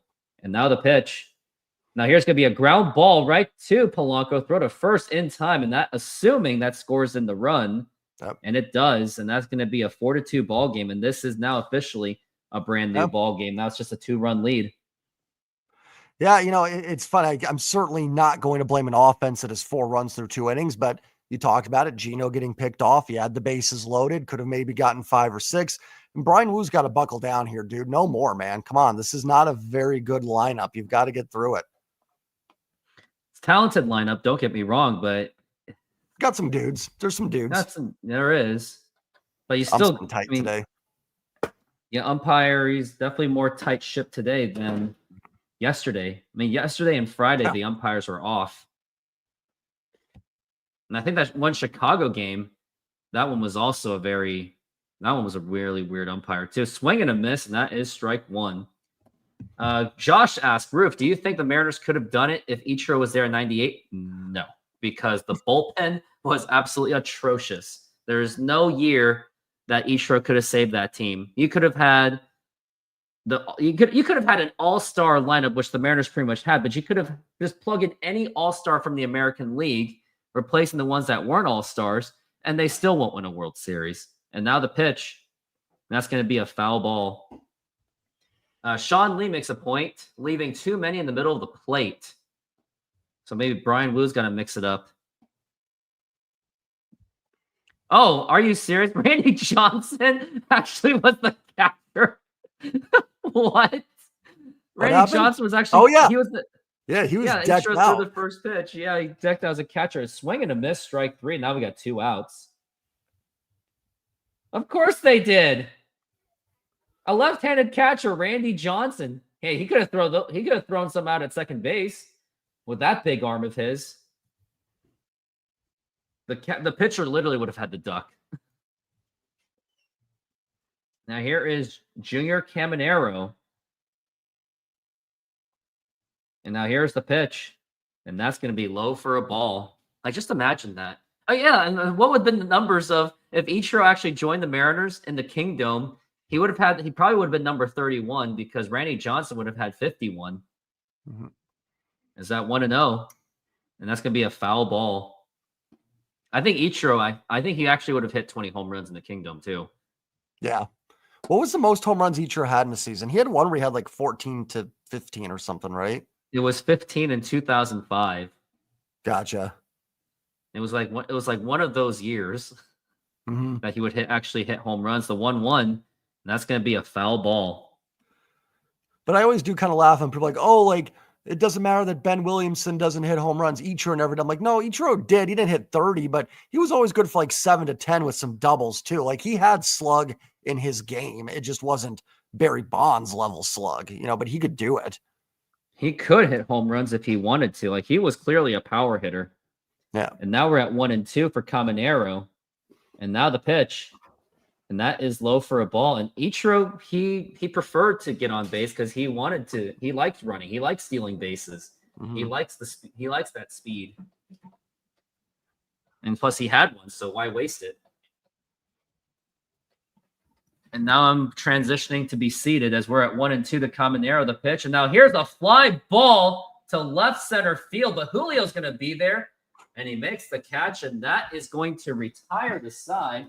But however, the Tampa Bay Rays do get another run. And look at that picture between Randy Johnson and Ichiro Suzuki. What an interesting relationship that has been. In the division series against the Cleveland Indians, Ichiro batted an amazing .600, which was actually the major league record in the division series at the time, and the Mariners edged out the Indians in 5 games. Unfortunately, in the American League Championship Series against the Yankees, Ichiro struggled batting just .222, and the Mariners would lose 4 games to 1. Overall, Ichiro batted a league-leading .350 along with 242 hits, which is still the rookie record, and the league-leading 56 stolen bases. He also got the 2001 AL MVP award and Rookie of the Year along with a Silver Slugger and a Gold Glove. Ichiro and Fred Lynn are the only players to this day to win the MVP and Rookie of the Year in the same season. In the first half, he hit .321, including a 50-hit month of May, which got him another start for the 2004 All-Star Game. In the second half, he caught fire with 50 hits in July, August, and September-October, and he batted .429 in the second half. As the season was drawing to a close, he was right on the tail of George Sisler's 1920 single-season hit record of .257. On October 1st, 2004, Ichiro tied Sisler at 257, and then on his very next at-bat, Ichiro broke the record. And a ground ball back at the middle, and there it is! He's a new all-time hit king! He was then congratulated by Sisler's granddaughter, Frances Drockelman. To Mrs. Drockelman, and congratulating her. Ichiro finished the season batting a career-high .372, 262 hits, and 36 stolen bases, and he even posted a career-high 9.2 wins above replacement. Yeah, it's too bad that 2004 season was overshadowed by bad baseball, unfortunately. Now here is Jorge Polanco, the pitch. Now here's a ground ball right to first base, and he goes to the bag, and that's going to be 1 out. But the cool part was Ichiro did break that record just the day before of Edgar Martinez's retirement ceremony. So it was nice of Ichiro to just get that done so he can give all the attention to Edgar Martinez. It was a great weekend. I remember, a tough year, but that was Great way to end it with Ichiro getting the record and then saying goodbye to Edgar. Yeah, and it's still really sad to see that both of them didn't get to win a World Series. None of them did. Now here is Mitch Garver, and that is going to be a strike. But Edgar still has a chance because he's on the team as a hitting coach. True. Now the pitch, True, good point. and that's going to be a foul ball. So he may get his championship after all.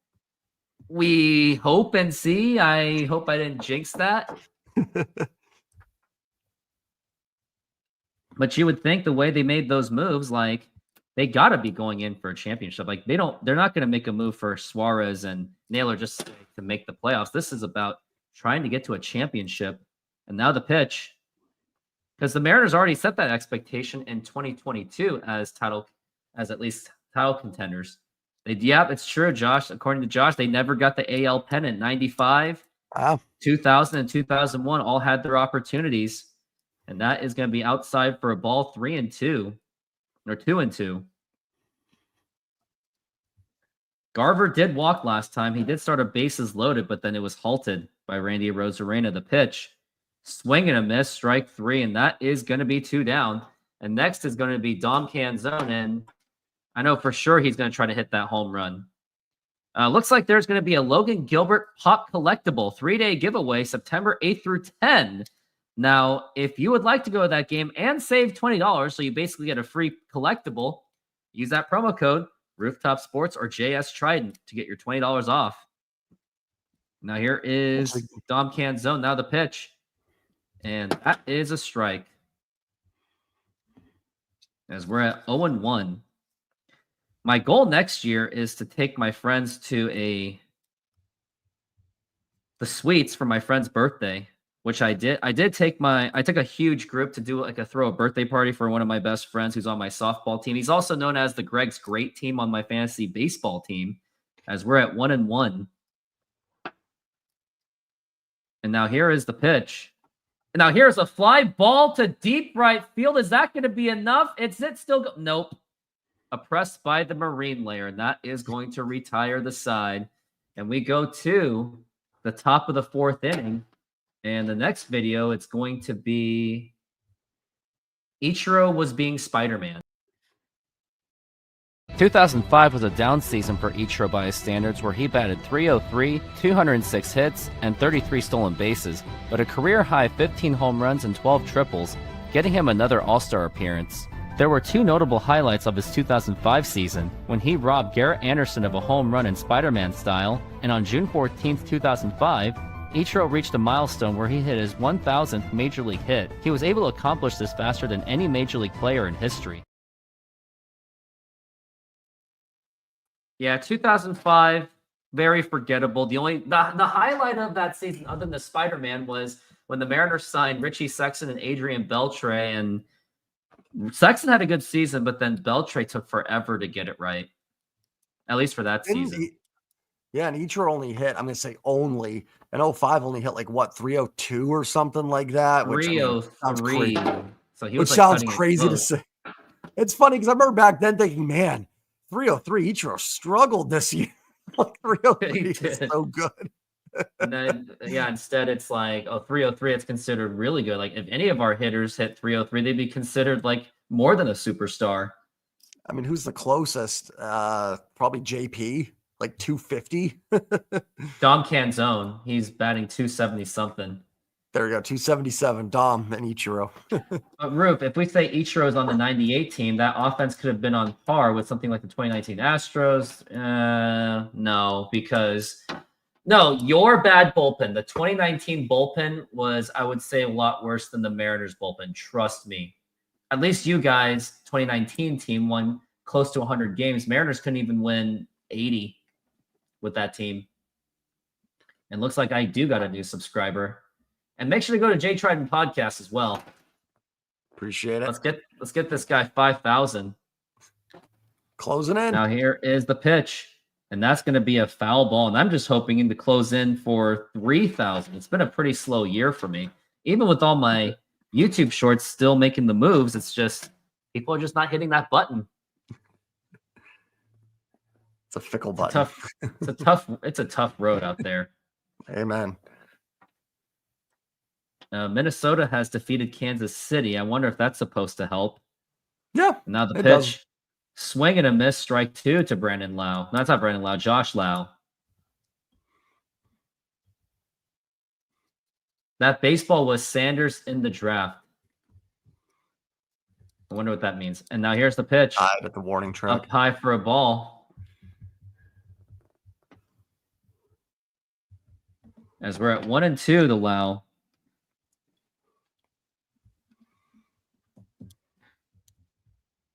And the pitch. And that's going to be a foul ball. And good thing he swung at that because I think he could have gotten hit. After this commercial break, or when we go to commercial break, it's going to be a more controversial side of Ichiro. And you have all been warned as we're at 1-2. And now the pitch. Swing and a miss, strike 3. And that is going to be one away. But some parts of it, you'll find it funny. Yeah, Wu needs to settle in. Looks like he has, at least for the first batter. Yep. Well, you know what, Josh? If you want to keep doing this, let's talk about it. Let's see how bad the 1998 Mariners bullpen stats were. Let's do this.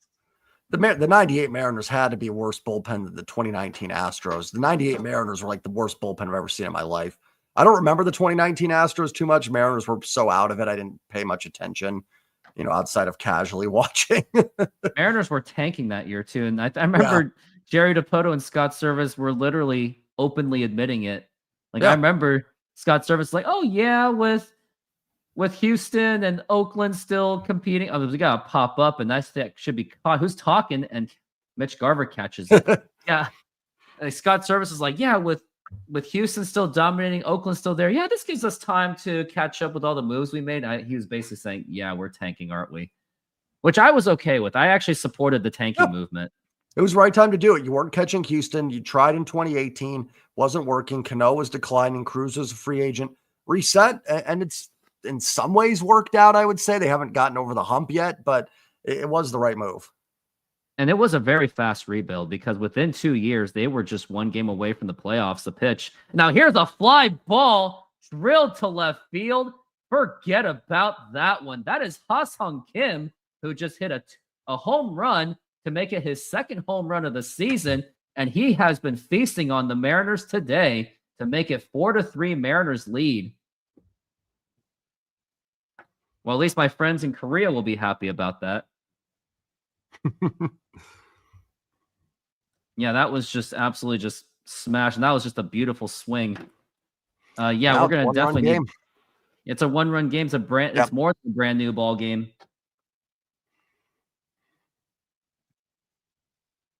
And that was just a laser. And there's his interpreter right there. Ha-Seong Kim, the shortstop, or I think he's second base. I'm not sure what he is. And here is Mangum.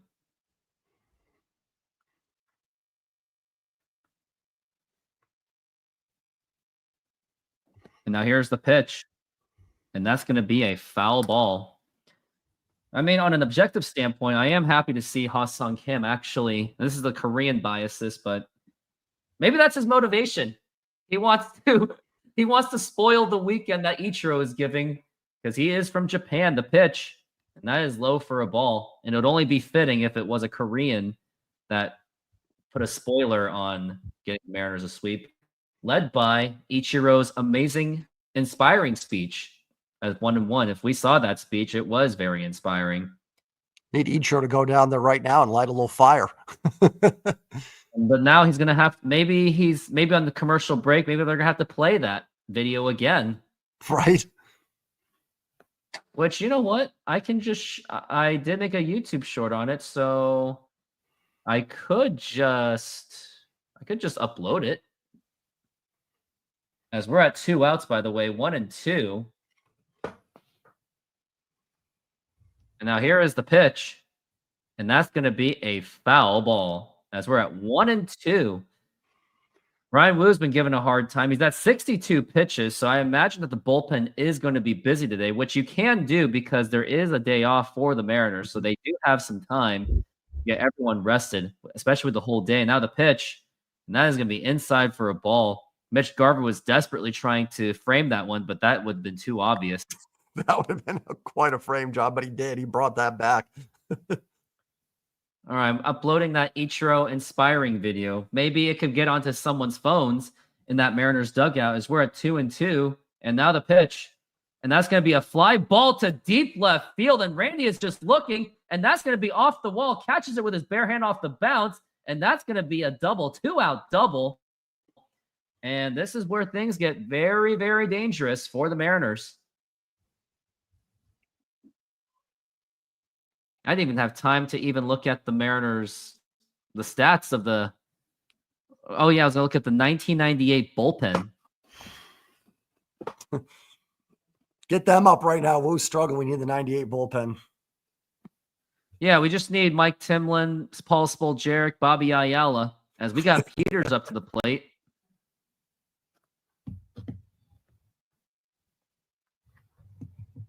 And now the pitch. And a swing and a miss, and he just went right after, and that is strike one. But that was right down the middle, so that could have been a little bit dangerous right there. Yeah, Woo just doesn't look sharp. He's leaving, like Sean says, he is leaving too much into the middle. Now the pitch. Velocity's good. Velocity is fun. It's just his ball location isn't exactly too good. There's no paint, just trying to blow guys away. Yeah, which you really can't do. But that's one of the weaknesses of the Mariners starting rotation is they do tend to do that. Mariners bullpen in 1998 was a 5.44 ERA. They were in the bottom of the league. And then when you go to 2019, how bad was the relievers of the Houston Astros? They were actually the second best bullpen in 2019. So for all the stuff you're saying, Josh, they had the second best bullpen in the league, the 0-2. Swing and a miss, strike three. Now, to your point, maybe there could have been moments where it's like, where did those runs come from? Did it come in like the seventh inning or did it come at the very last moment? So there is also that. And I do have the Ichiro inspiring video. So maybe this will light the fire for the Mariners. During Ichiro's Hall of Fame ceremony in T-Mobile Park, Ichiro not only gave a fantastic speech, but he also inspired the current Mariners squad. This year's team has a great opportunity. You guys are strong and talented. Please do not take your talent for granted. You have a great team and a great opportunity in front of you. Never comes without pressure. Accept the pressure and figure out how you can perform at your best under pressure. And the Mariners. Let's see if that helps the Mariners because they're definitely going to need it because it's already clear that 4 runs is not going to be enough, especially against some of the offensive talent that the Rays do have. And sometimes I do wonder if Ha-Seong Kim was actually healthy that season. I wonder how much of a difference that could have made for the Rays as they were down a shortstop. Yeah. We talked about him in the offseason for the Mariners, but we kind of figured with the injuries, it just wouldn't be worth it.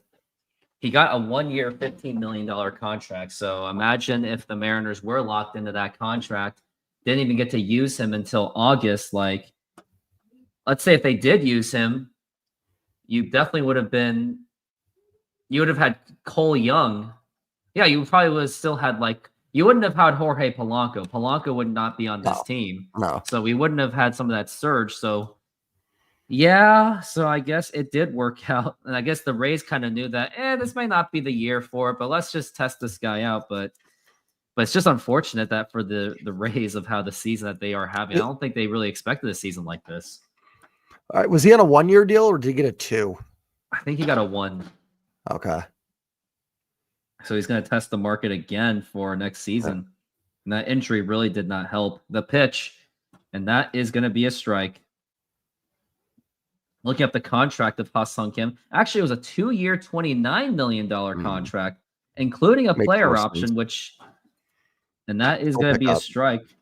You would think that he would pick up. Now, if he had a similar year to the Padres, then he probably would have opted out. But for the year he's had, he's like, nah, he'll just pick it up. as we're at 0-2 for JP Crawford. And now the pitch. Speak of opt-outs, the worst opt-out decision I have ever saw in the history of sports was Colin Kaepernick. He had at least a couple more years on that contract, and he decided to opt out of nowhere, it seemed like, as we're at 1-2. And the pitch. Swing and a miss, strike 3. And that's going to be 1 down.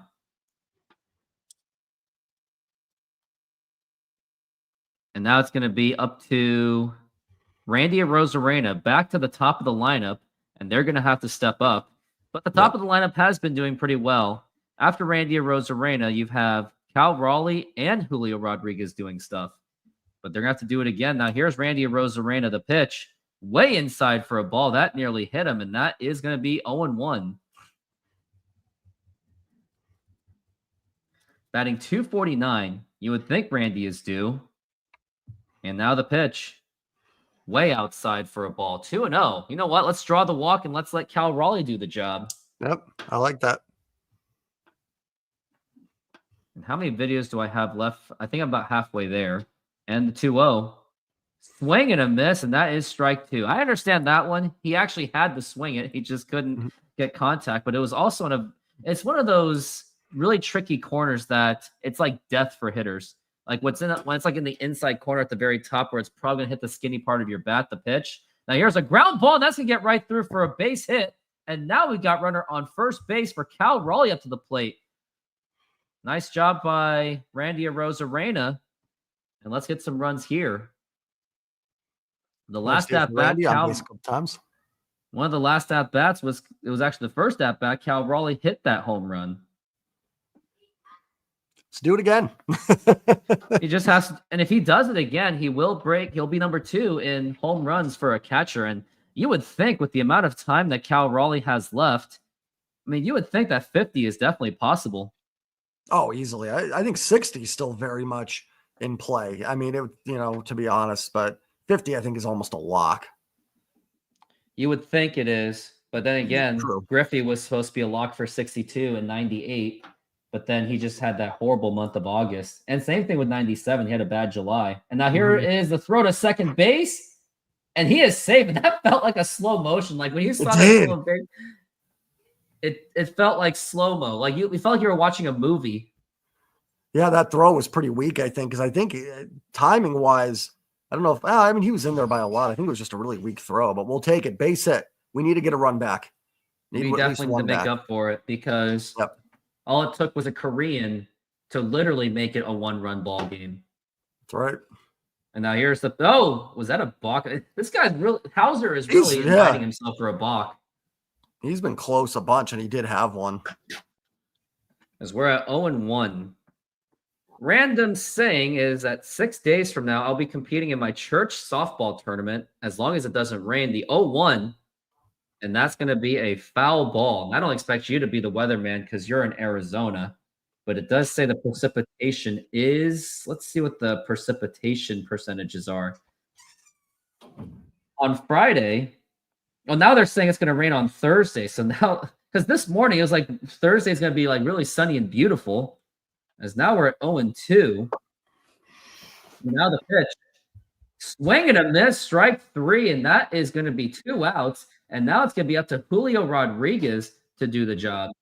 They're saying 20 to 30%, up to 40, but it's like drop, but the picture says like 1 drop of rain. And Saturday morning is supposed to be like a few drops of rain with a 50% precipitation. So Saturday could be the killer. Oh, I hope they don't cancel my tournament. I'll be devastated if they do. That'd be brutal. Now the pitch. That's going to be a foul ball, especially with all the work and preparations and taking on 2 extra leagues and going an ankle on Thursday. Well, I will be praying for some good weather. Yeah, that's what we need. I mean, at that point, it's like I just want to play. As we're at 0-1 for Julio. And now here is the pitch. And that's going to be a ground ball foul. It looks like Julio's really trying to go for that home run. And Randy was, I think, running on that play too. Which is why he doesn't really have to hit the home run. If you have a man on second base, you don't have to go for that home run. Yeah. Just need a base hit here and need a run. It's getting too close.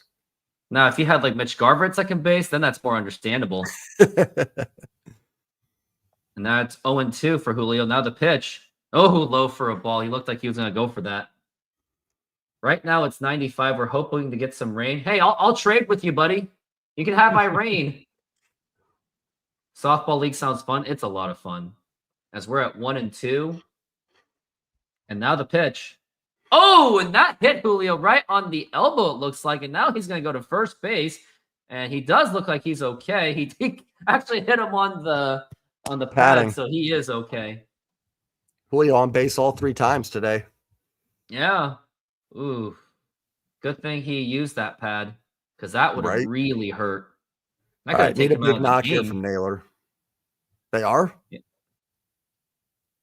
Naylor is, yeah, you're right. Naylor has walked. Need a big hit here. You haven't had a rain since last month. I'm telling you, I'll trade with you. And here's the pitch. And this, by the way, this is our Oklahoma friend. Nice. And here's the thing. I will give you rain, and you don't have to give me my basketball team back. I think that's just like I can play softball. I'll take that deal. As we're at 0-1 for Josh Naylor. He walked, hit by a pitch, and got a score. And the pitch and a swing and a miss. It looks like he's going for the home run. And again, you don't have to. Yeah, Josh. I asked for your... No, we technically don't have a rainforest. It's more like we just call it the Cascades. We don't call it rainforest. But rain in Washington is beautiful. If you go into the more Cascades part, then it's gorgeous. But rain somewhere around in Seattle, it's depressing to look at. As we're at 0-2 for Josh Naylor. Can he get some runs in for the Mariners? They're going to have to, because they have the Rays have scored in all 3 of those 3 past innings. 0-2, now the pitch. And now here's a ground ball right for the pitcher, Hauser, and he just tosses it to first, underhands it, and that's going to retire the side. And now it's time to get to the more dark side of Ichiro. Sorry to do this to you, Mariners fans, and all the fans of Japan. Before the 2006 season, Ichiro represented his country Japan for the 2006 World Baseball Classic, but before the tournament, Ichiro was met with controversy when he made derogatory comments about Japan's bitter rival South Korea. He stated that South Korea smelled like garlic. That's hurtful, man. Well, next time, just let it go. Let it go. He allegedly stated that he wanted to beat South Korea so badly that South Korea won't want to play Japan for another 30 years. However, that statement was deemed to be mistranslated, as the actual statement was, "I want to win in a way that the opponent would think, we cannot catch up with Japan for the coming 30 years. We should not merely win the games." Yeah, that seemed to be the more correct statement. Or was it? Japan was then in a must-win situation against South Korea in order to avoid the possibility of elimination. The game was tied until the top of the 8th inning when South Korea put 2 men on base, and then Lee Jong-bom, also known as the Korean Ichiro, drove in 2 runs to put South Korea ahead 2-0. Japan in the bottom of the 9th inning did bring the game to within 1 with a home run by Tsuyoshi Nishioka, but Oh Sung-won closed the door to give South Korea the needed victory, where they would advance to the championship round. After the game, South Korea taunted Japan by placing the Korean flag on the pitcher's mound, and Ichiro didn't exactly take it lightly due to Japan being eliminated from the tournament. Oh wait, the very next day, Mexico performed a huge upset on the United States, which had players such as Alex Rodriguez, Ken Griffey Jr., Roger Clemens, Derek Jeter, and Chipper Jones. Wait, that team couldn't beat Mexico? With the United States out of the tournament, that put Japan in the championship round against South Korea. Well, obviously, I don't have enough time to play the other part of it, but yeah, I don't think planting the flag on the mound was exactly a smart idea. But here's the thing. They were like, how could a team of Alex Rodriguez, Ken Griffey Jr., and all those guys really screw that up against Mexico? Now the pitch. Now here's going to be a bunting attempt, and that's going to be fouled. Had USA won that game, it would have been USA versus South Korea in the semifinals round. So yeah, I didn't think that whole planting a flag was a good idea. I would have waited all the way till you win a championship because I'm one of those people that doesn't like taunting unless it's like fantasy sports. And now it's going to be 0-1 for Simpson. And by the way, Simpson was the one that hit that triple, and he did score off the grounder. Now it's 1-2 for Simpson. And now the pitch. And check swing, did he go? He obviously did not go.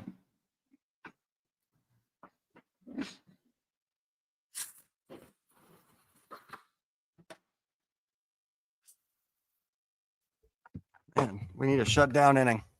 The pitch. Inside for a ball.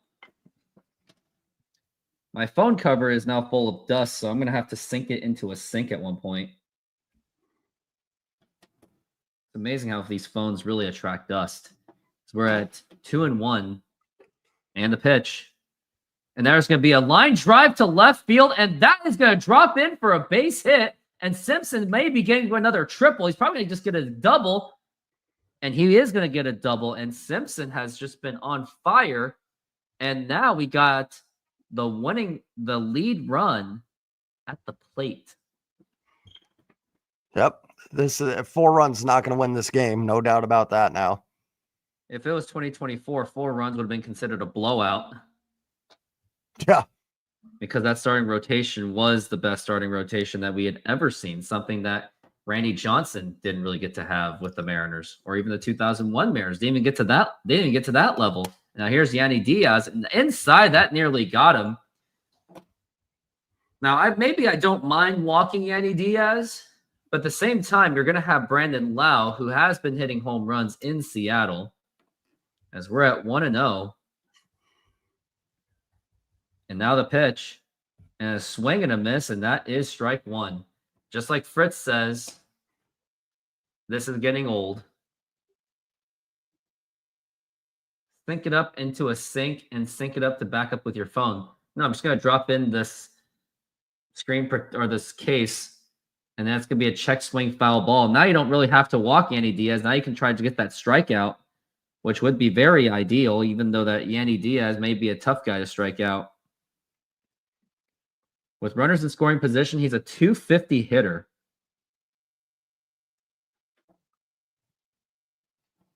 And good thing he did swing at that.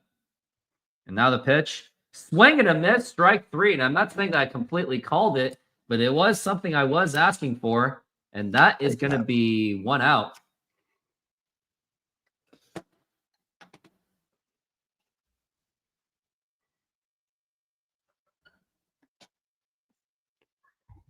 And now next up to the plate is going to be Brandon Lau. The what? Got to watch Simpson stealing here too. He's fast. He's really got that speed. Yeah, the pitch. And that's going to be a foul ball.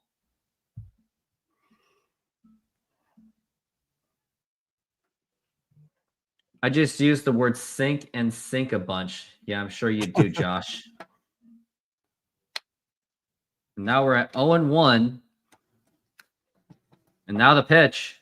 Now here's going to be a ground ball right to J.P. Crawford. Throw to first, and that is in time. Good to get the 2 outs, but you got Simpson now at third base, and he is threatening. And now it's going to be Brandon Lau, where I would think that he is due for a home run. He's done it 2 games in a row. Maybe he could make it number 3. Let's hope not.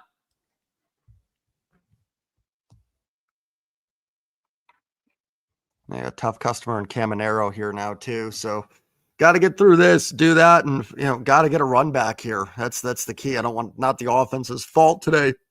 They've scored 4 runs through 4 innings. I put this more on Brian Wu. Oh, Josh is right. It's actually Caminero, but he's also a dangerous hitter that with one swing of the bat, Tampa Bay could easily be leading this game.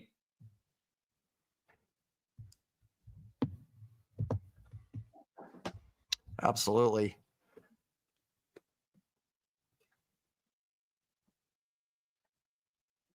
It's now 4-3 Mariners, but the lead is just absolutely not safe.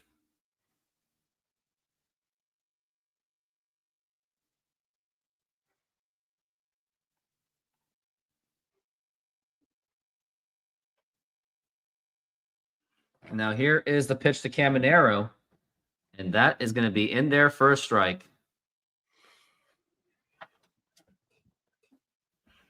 Caminero is 0 for 2 so far, but you would think that he is due. Now here's the pitch, and that's going to be in there for a strike. I'm telling you, let's please complete the sweep, because if that happens, it'd be considered unprecedented, because Mariners don't tend to really do well in all these ceremony weekends.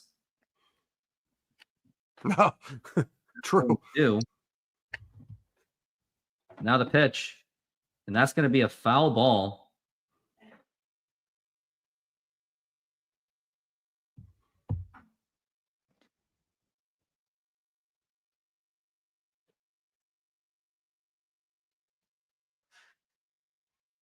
And now we're at 0-2 for Caminero. Now the pitch.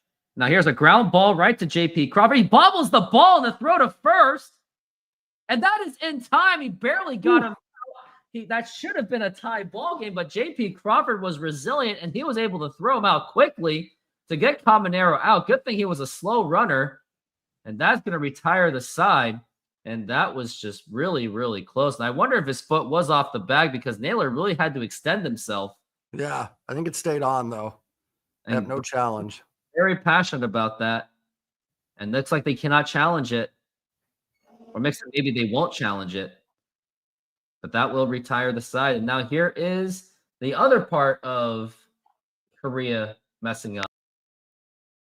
In the semifinals, the game was once again tightly contested, where there were no runs scored through 6 innings, until Japan feasted on South Korea, scoring 5 runs in the 7th inning, off notable MLB Korean pitcher star Byung-Young Kim. Wait, South Korea.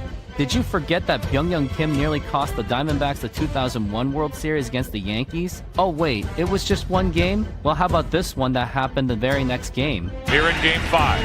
Brocious hits one into left. Back at the wall. The Yankees have tied it again. And yet you still let him compete in the tournament? Japan ultimately defeated South Korea 6-0 and won the championship over Cuba 10-6, and Ichiro was a significant part of the victory. Ichiro overall in the tournament batted .363, 1 home run, and 5 RBIs. Yeah, South Korea, maybe you shouldn't have prematurely celebrated by placing the flag on the pitcher's mound. Yeah, you jinxed it. Great job. They jinxed themselves. Big time. I mean, you ignited Ichiro for that. Did you see his by the way, you hardly ever see Ichiro angry, but then when you saw the WBC, he was on it. He was intense. And even when he saw that little interview from him, he didn't look calm at all. When it's baseball, he's really laid back. He doesn't really have much emotion to it. Sounds almost robotic. But then when you watch his interviews for the World Baseball Classic, he was very high in emotion. And by the way, it looks like Josh Naylor's foot was off the bag, so it looks like the Mariners got away with a call. It was close. It was close. And they did get away with it. And that is going to be inside for a ball. This is Eugenio Suarez. He is 1 for 2, got those 2 runs, but he owes us. That stolen base thing, I think that may have been the start of the downfall so far. Now the pitch. And that's going to be popped up and fouled. You would think that Eugenio Suarez is due. If anything, he's overdue for any kind of a extra base hit or a home run. I mean, he didn't get one against Chicago, but we need to see another one. Right. As we're at 1-1 for Suarez, and now the pitch. And that's going to be low for a ball, 96-mile-an-hour fastball. The next video is going to be about Ichiro and his MVP. And now the 2-1. This will probably be my last half inning here. So let's finish this out with some runs. It's okay. They'll score runs after you leave. They always do. Something crazy happens when I leave. As we're at 98 RBIs. That's Cal Raleigh. Now here's the pitch. And that's going to be popped up, and that's not going to... Actually, might be a blooper. Nope. Thought might shortstop. be. Might drop it. Catch.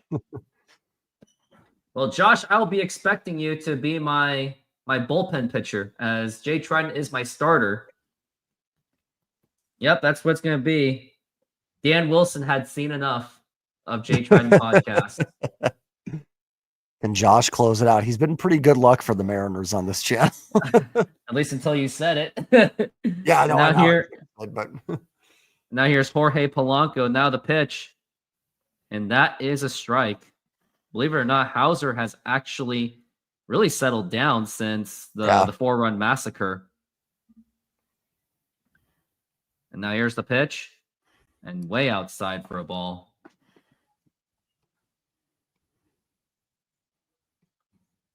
And as soon as I came in, the Mariners score like 50 billion runs. Well, you're willing to do it, the pitch. And that's going to be a foul ball. That's exactly what happened. Like Steve left, he left early. Then Josh comes in and Cal Raleigh hits a 3-run bomb. Right. We got Garrett Clevenger in the bullpen. The lefty. Looks like he just started warming up too. As now we're at 1-2 for Polanco. And now the pitch. And that's going to be up high for a ball.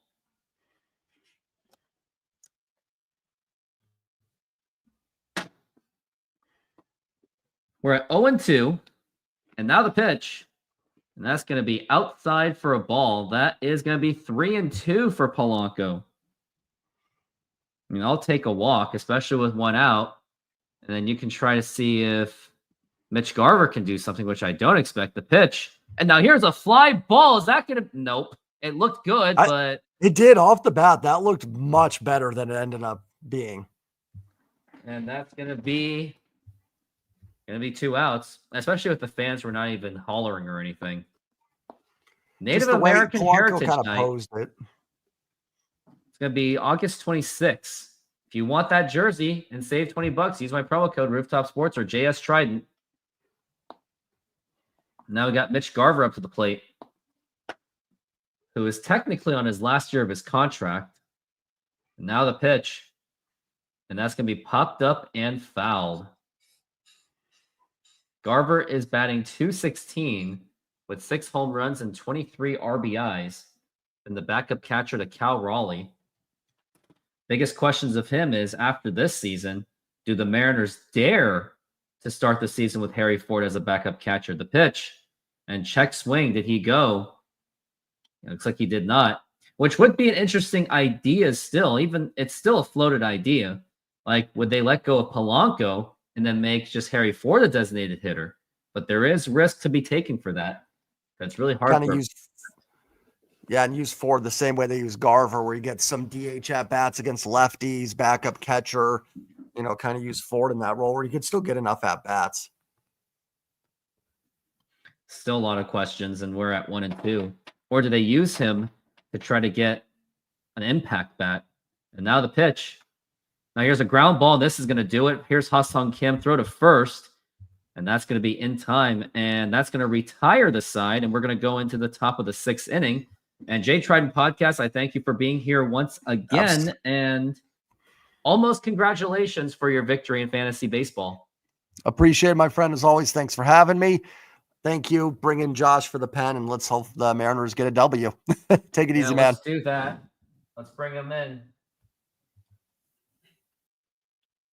All right. He is out for the day, and the call to the bullpen once he gets here, because I will say it's brought to you by something. And that is, he is going to be here. And this will be brought to you by SeatGeek. SeatGeek is a mobile ticketing app for sporting events, concerts, and other events. They make the buying experience easier by the app ranking each ticket from 0 to 10 to see if you are getting a good deal. And you can see exactly where you are sitting. I regularly use that app, and I have had nothing but a fantastic experience with SeatGeek. Use my promo code Rooftop Sports to get $20 off of your first purchase. Link to the code, app, and website will be in the description, so take advantage, and thank you. And welcome Josh, who is just hiding because he's scared of the Mariners offense, or he's just putting on his hat Colt 45. Yeah. And here we are. But geez, the Brewers, a 5-game lead over the second place team, and just all of MLB. Wow. Brewers no one is catching them, I don't think. They are the best team in baseball. Yeah. I don't want to face that team in the playoffs. I mean, I didn't even want to face the Brewers in the regular season. I am happy the Astros got that series over with, and we won a game. And we are back from the break. And now looks like Brian Wu is still pitching, and the Mariners got out of that last inning at the skin of their teeth. Yeah. For 5 innings, he's had 7 strikeouts, but he has struggled. Now, will he settle in here?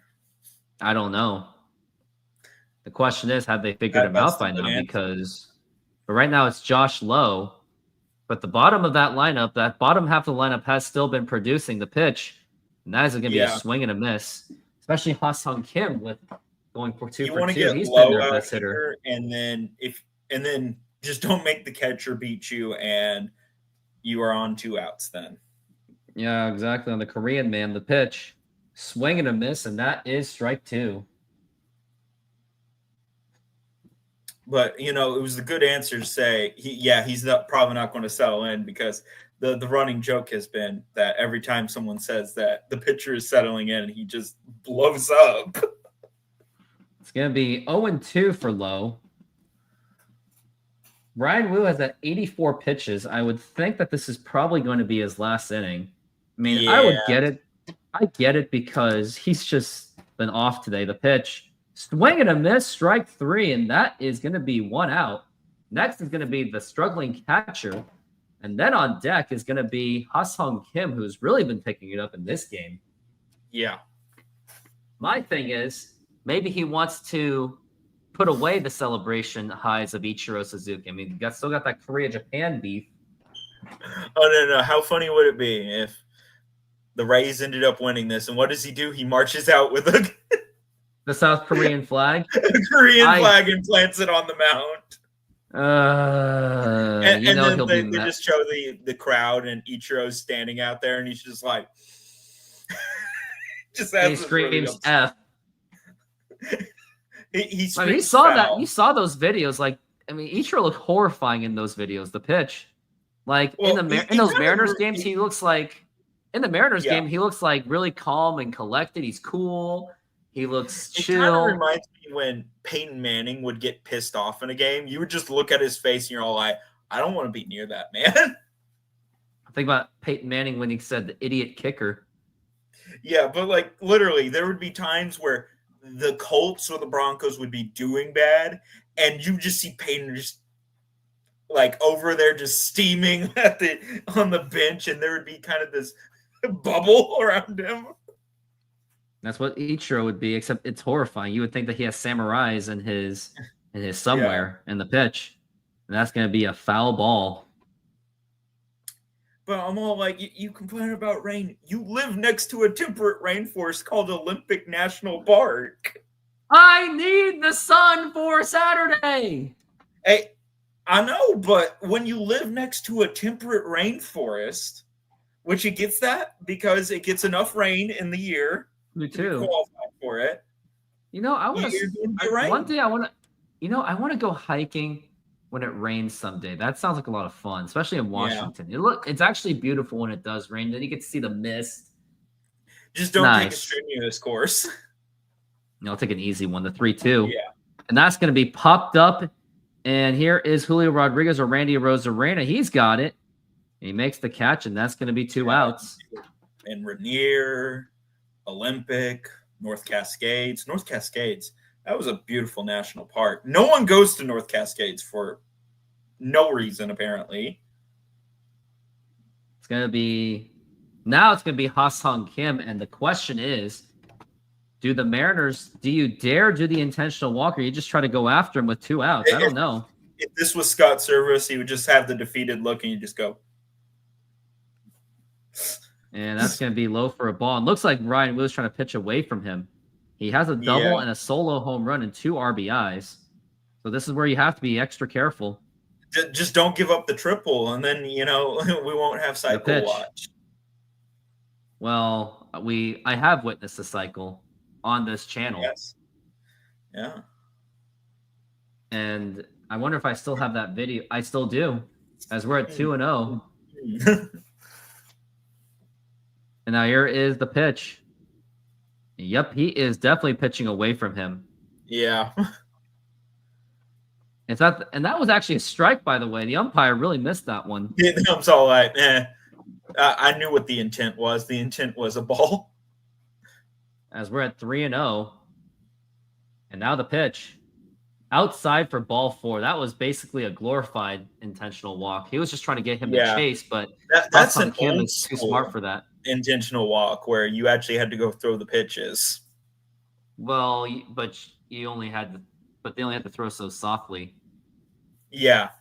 But it's very much that idea where you actually still had to throw the pitches and not just, oh, yeah, we're going to intentionally walk you. Did you like it when it was like when the catcher puts out his arm? Like, did you actually like that, or do you like it like, I will say I did like it back then because you would actually get some funny situations. Like the one that always comes to mind was David Ortiz, who just ran over to the other batter's box and hit a home run. How about the fact? Wait, did he hit it off a right?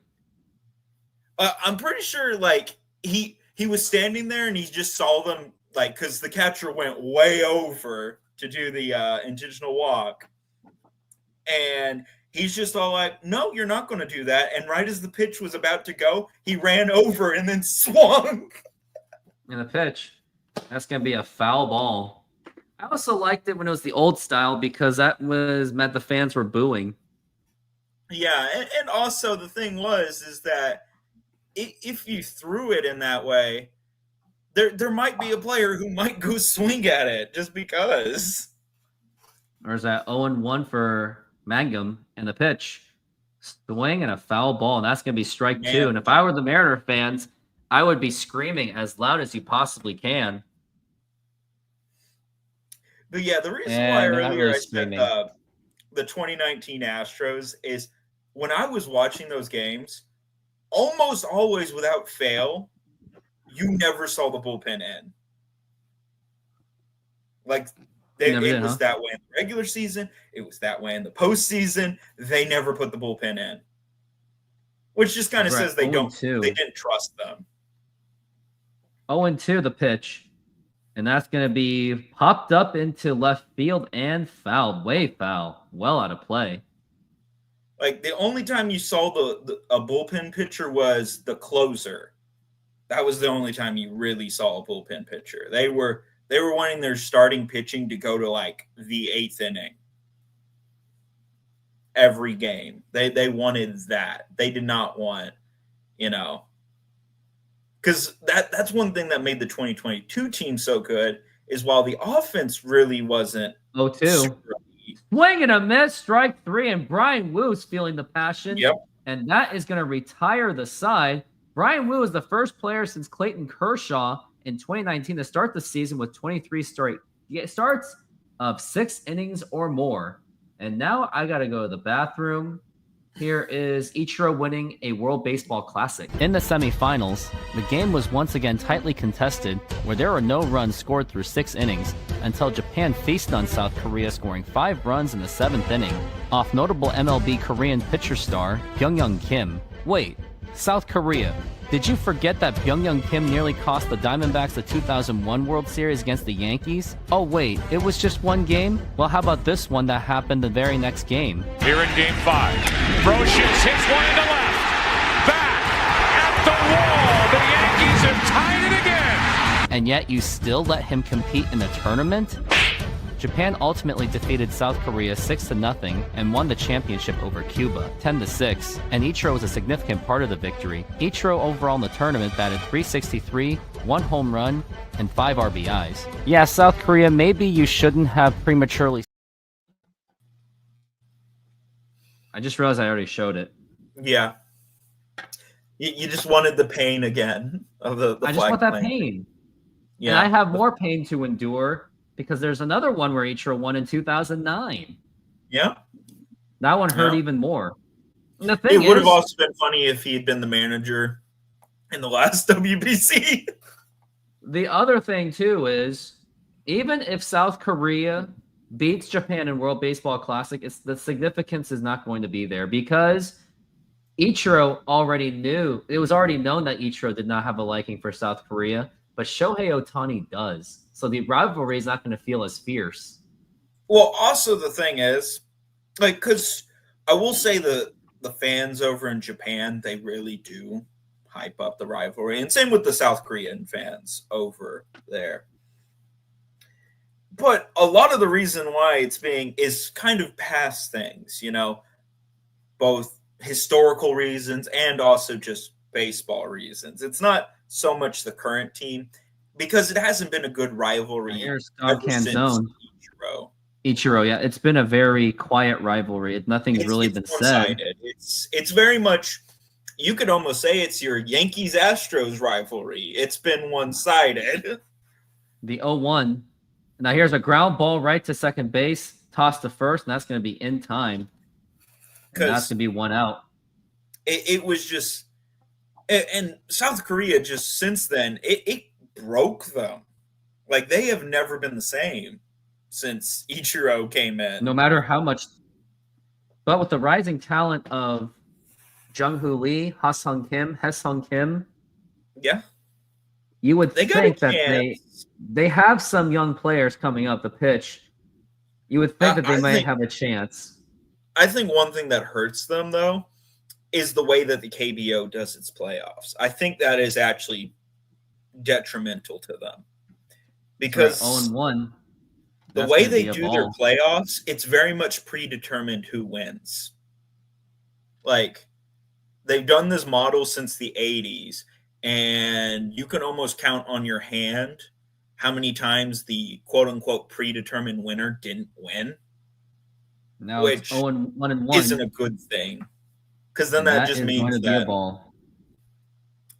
all your talent is kind of just locked up in this one team, and you're not building talent and that kind of stuff. We're at 2-1 for JP Crawford and a pitch. And that's going to be low for a ball. And that's kind of also why that KBO isn't looked the same as Nippon baseball. The Japanese league, yep. Yeah.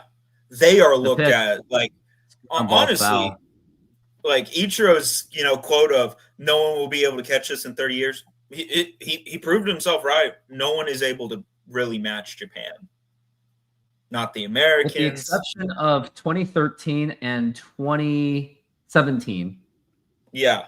And really pitch. No one has been able low for ball 4. And now we've got a man on first base. And it's going to be up to Randy Orozadena to do some damage. I will say that coming up to this WBC, I really feel bad for the team of plumbers called the Czech team.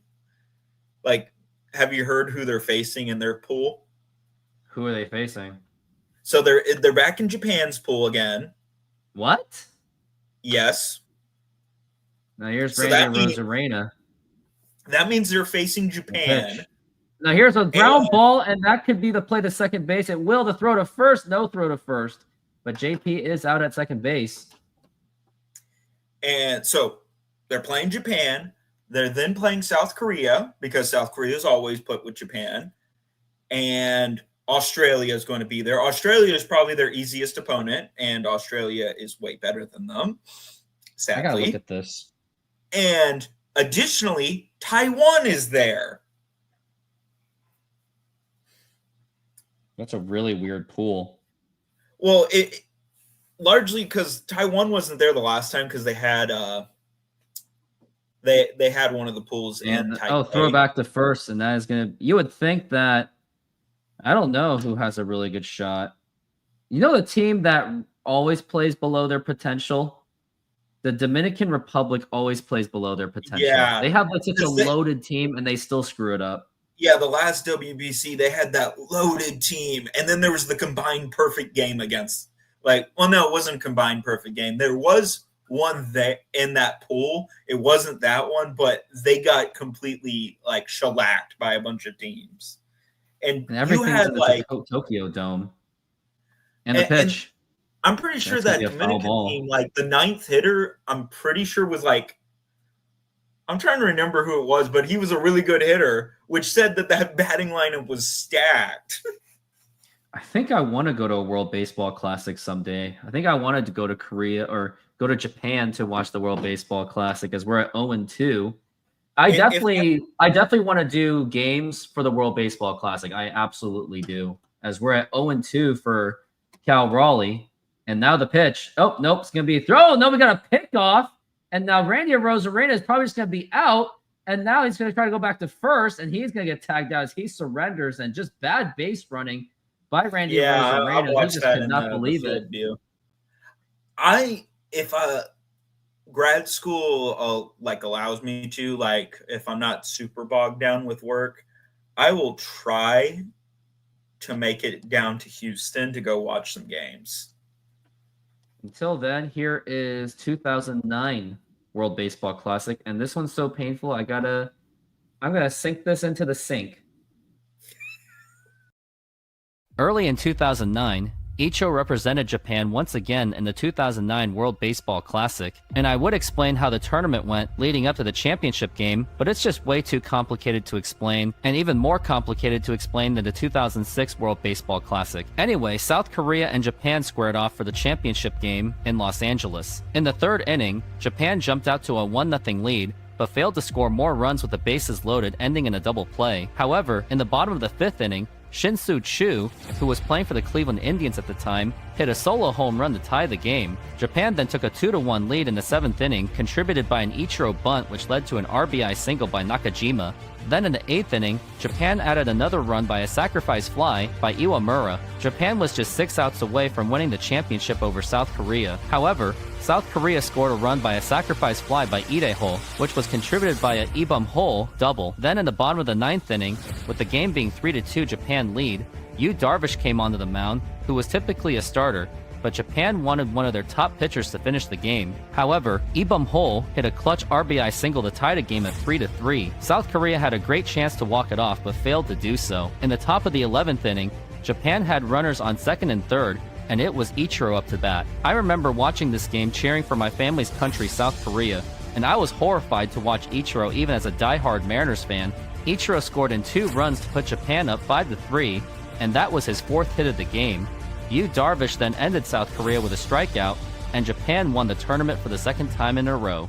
I remember in high school the day after that game, my history teacher, who was actually the baseball coach at the time, knowing that I'm Korean, he certainly reminded me of Ichiro's game-winning hit. Along with some of my classmates who are Mariners fans, also reminded me. They asked me stuff like, "Hey Joe, did you see that hit by Ichiro?" And I was like, you. It still really hurts to this day, but I'm Korean. Can you really blame me?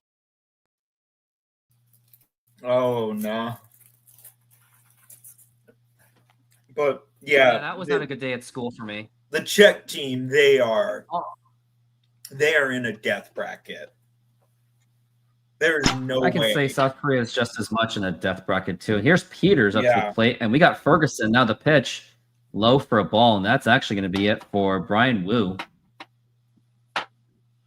Caleb Ferguson with a 3.61 ERA. It's 1-1. But yeah, the World Baseball Classic, I'll be really busy for YouTube for that season. It's going to be World Baseball Classic and the World Cup. I'm expecting to do games for the World Cup as well. So I'll go through each of the pools. So Pool A, which is in Puerto Rico, is, of course, Puerto Rico, Cuba, Canada, Panama, 2-1. and Colombia. And that is Colombia. That's a really huge. I see a lot of rivalry there in between. And then there's just Canada. Canada's confused. And then Pool B is in Houston. That is the United States team, because it makes sense because they want it to be United States versus Japan. Like that is how they have this set up. So, of course, they're going to be put on opposite sides. 3-2. And strike 3 called, and he got him looking, and that is going to be 1 out. And then it's Mexico, Italy, Great Britain, and Brazil. Brazil. Italy's the only one that's kind of confused here. But, again, I don't think they've ever done a European pool specifically. So, the European teams just kind of get thrown around. Then we got the death pool. And the pitch. And that is going to be inside for a ball. Which is Japan, Australia, Korea, Taiwan, and the Czech team. And really, Australia is probably going to be their easiest opponent, and Australia is probably going to beat them by 5 runs. You would think. Honestly, because Australia is kind of a sneaky mid-tier team that a lot of people don't think about. Like, heck, the South Korean team, the last WBC. Now here's a ground ball right to J.P. Crawford. Throw to first, and that's going to be in time. Thought they were going to beat the Aussie Aussie team, and they were unable to, which is Wait, why the Aussie team advanced. I got to see how the World Baseball Classic went last time. The crazy thing is the last time World Baseball Classic happened, I never did a live streaming show. Yeah. Isn't that crazy? And then Pool D is Venezuela, Dominican Republic, Netherlands, Israel, and Nicaragua. And that is in Miami. Australia actually gave Korea problems. Yeah, they did. Like I said, Australia is kind of the sneaky middle of the road team. Now here's a ground ball right to Ferguson. Has a chance to play the throw to first, and that is in time, and that is going to retire the side. And I assume that they're going to be doing the God Bless America because it's Sunday. They usually do God Bless America on Sundays. Let's see if they are. It looks like they are because it hasn't faded into commercial break yet. Nope. No, they just play like Japan's national anthem. Yeah, pretty much. Oh, well, it's time to say a 7th-inning stretch. Take me out to the ball game. Take me out to the crowd. Buy me some peanuts and Cracker Jack. I don't care if I ever get back, so let's root for the Mariners. If they don't win, it's a shame. Well, the Astros already won. It would be a shame because the Astros won and the Mariners had a 4-0 lead, and they're probably going to blow it, aren't they? For it's 1, 2, 3 strikes, you're out at the old ball game. What else? Do I have any other videos I can do? Oh, here's the Ichiro impression of Rick Riz. We have time for that. マリナーズの伝説、イチロー鈴木が野球の殿堂に選ばれ、彼のスピーチの中で、長年のマリナーズのブロードキャスター、リックリズのモノマネを試みました。When I showed up at the camp each spring, my arm was already in shape, waiting for Mariners broadcaster Rick Ritz to say, "Holy smoke! A laser beam strike from Ichiro!" Ground ball, base hit into right field. Heading for third is Terrence Long. The throw by Ichiro. Beautiful. Peggy got him. Holy smoke, a laser beam strike from Ichiro. Holy smoke! A laser beam strike from Ichiro! 彼の印象はいかがだったと思いますか？コメントに残してください。Oh my gosh. Holy smoke! A laser beam throw by Ichiro!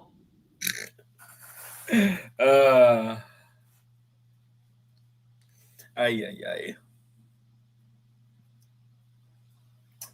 But yeah, honestly, what we're probably going to see is Team USA is going to go long again because they started to take it more seriously than they used to.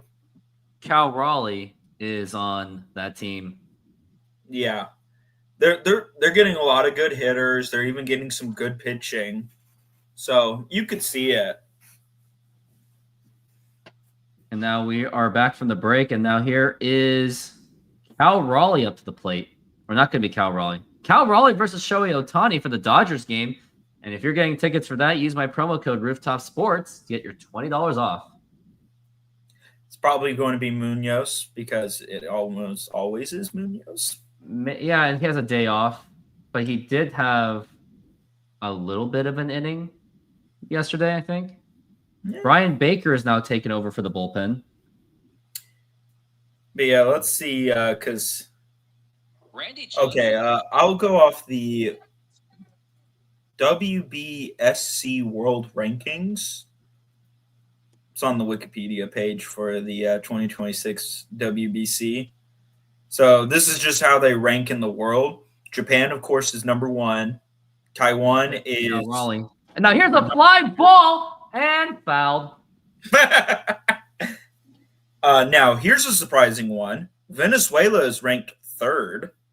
Shouldn't be that surprising because Venezuela produces really good baseball players. They do, but it's Venezuela is not swing one and a miss strike too. You would think that would probably be something like Dominican Republic or maybe the United States, but then it's Mexico. Now the pitch. Now here's a ground ball, and that could be trouble. Throw to first, though, and that's going to be in time, and that's going to be 1 out, and that's going to be up to Julio Rodriguez to be the hero. Then it's United States ranked 5th. South Korea is ranked 6th. The Netherlands is ranked 7th. They get a lot of help from islands. South Korea's highest ranking was number 2 in 2021. Their lowest was in 2014. And then Panama is ranked 8th. Julio, and that's going to be a ball. Puerto Rico's 9th. Cuba's 10th. The Dominican Republic is actually the lowest ranked champion currently right now at 11th. Did they win in 2013? Yes. That's going to be 1-1. Australia's 12th. Like I said, Australia is kind of the sneaky one you don't think of. They're sneaky at everything. They're sneaky in soccer too. Yeah. The only one that they're not sneaky in is swimming because it's always a competition between the United States and Australia. Yeah, they got all those. They got all those dudes, Mike. Yeah, but it's literally just between that's when they're not sneaky in because everyone. That's gonna be a foul ball. And then it's Colombia, then Italy, then the Czech team is actually ranked 15th, which is not bad, but again, doesn't give them good chances since literally every other team in their pool is ranked way above them. And strike 3 called, and down goes Julio Rodriguez, and he didn't really like the call. He's having a chatter with the umpire. That was actually right on the cusp. Let's see what MLB.com says on it. No, it was, but you ABS that, and it's going to be called a strike. So got 60. Nothing to complain about there in this show. Then it's Nicaragua. That's going to be a foul ball. Great Britain. Now, interesting thing is, up until Nicaragua, all of them are completely like 1 in the rankings. When you get to Great Britain, the 17th ranked team is not here. And the pitch. And then it's Canada and Brazil, which are 22nd in the world and 23rd in the world. There's a lot to look forward to. Happy to be here. And the pitch. And that is a strike. 2-1. Though Canada ranked that low, that is kind of surprising. Now we're at 1-2. Since Canada's got some good players. Yeah, batting has been atrocious. Fritz is right. We're at 1-2 for Josh Naylor. The pitch. And that's going to be a ground ball foul. Well, yeah, I want to say this is ever since they did those trade acquisitions, it's kind of weird how this offense has been very much like kind of hot and cold now. It's very volatile. Yeah, and even then, it's not the guys that they traded for that are like really making the big difference. It's guys that have been on the team, since day one or something like that. As we're at 2-2, and the pitch. And now here's a fly ball to deep right field, and that is gone. That is a home run for Josh Naylor, and now it's a 2-run lead for the Mariners. 5-3 Mariners lead. That was another bullet by the Mariners, and that is exactly what the Mariners need. And Josh, thank you for being on the show, and that helps you continue to help the offense.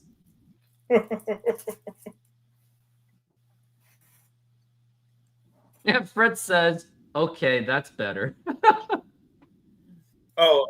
And it was like on the field view for MLB.com. I saw the baseball flying for like seconds, and that was it. That's how fast it was going. That was going way too fast. Now here's Eugenio Suarez. Suarez. And the pitch. Suarez. Yeah, we definitely needed that. A winter without, never seen you before. Yes, we're at 1-0. So we got, and now the pitch to Suarez again, and that's going to be in there for a strike. So the Red Sox. Jay Trident podcast said it's why we went to the pen, and you're the bullpen pitcher. The call of the bullpen. And here comes Rooftop Sports, and he has seen enough. He is going to bring in Josh. Bring in the Astros fan. That game is going to be a lot of fun. That series between Mariners and Astros is going to be a lot of fun. Oh, yeah, it will be. We'll see how it goes. Though it does look like Correa just didn't break any stride. Like it's like he never left Houston. Wait, yeah, I'm on the East Coast. I'm an East Coast Mariners fan. Too lazy to rip the stream, so found you guys. I'll take it. The pitch. And swing and a miss, strike 2. Believe it or not, there's also a YouTube channel called the East Coast M's. Believe it or not, you can take a look at him too. Haven't really seen him do much, though, for a while. As we're at 3-2, and now the pitch. And a swing and a miss, strike 3, and that's going to retire the side. But the Mariners do get it back. They got the run. It is exactly what they needed. Josh Naylor just, went on a bullet on that one. Yeah, Boston is currently trailing the Padres right now. While we're on commercial break, choose anything from the range of 854, either 850. Now, you know what? Let's just, choose between 854, 856, 857, 859, 860, or 861. I know that sounds a little bit complicated. Okay. Maybe I should just share that screen. Okay, let's just do this. There. Choose. Okay. Choose wisely.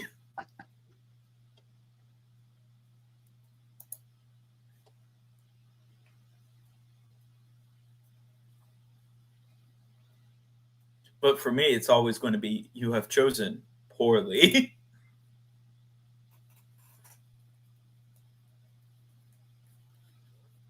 If the page will load for me.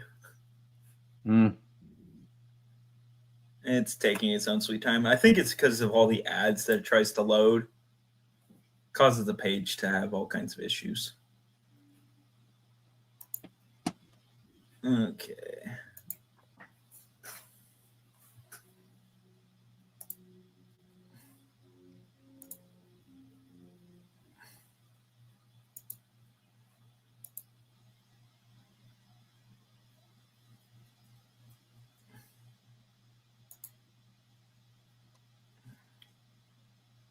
Trying to click 860.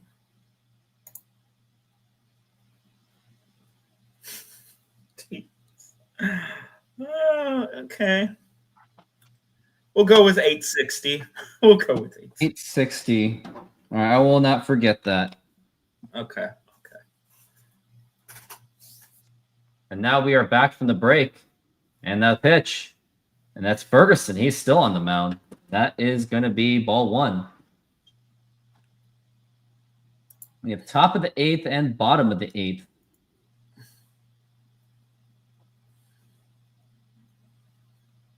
And the pitch. Swing and a miss, and that is going to be strike 1. If I had to guess, they're hoping Ferguson can just carry them through this inning.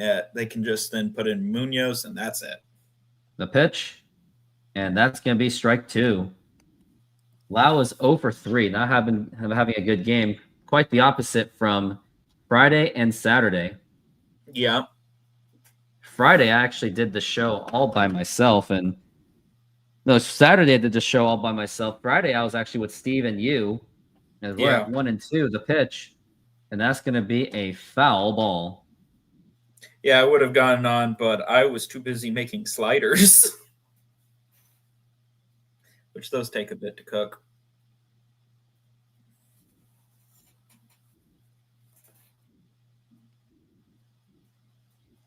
As we're at 1-2, and the pitch, swing and a miss, strike 3, and that is going to be 1 out.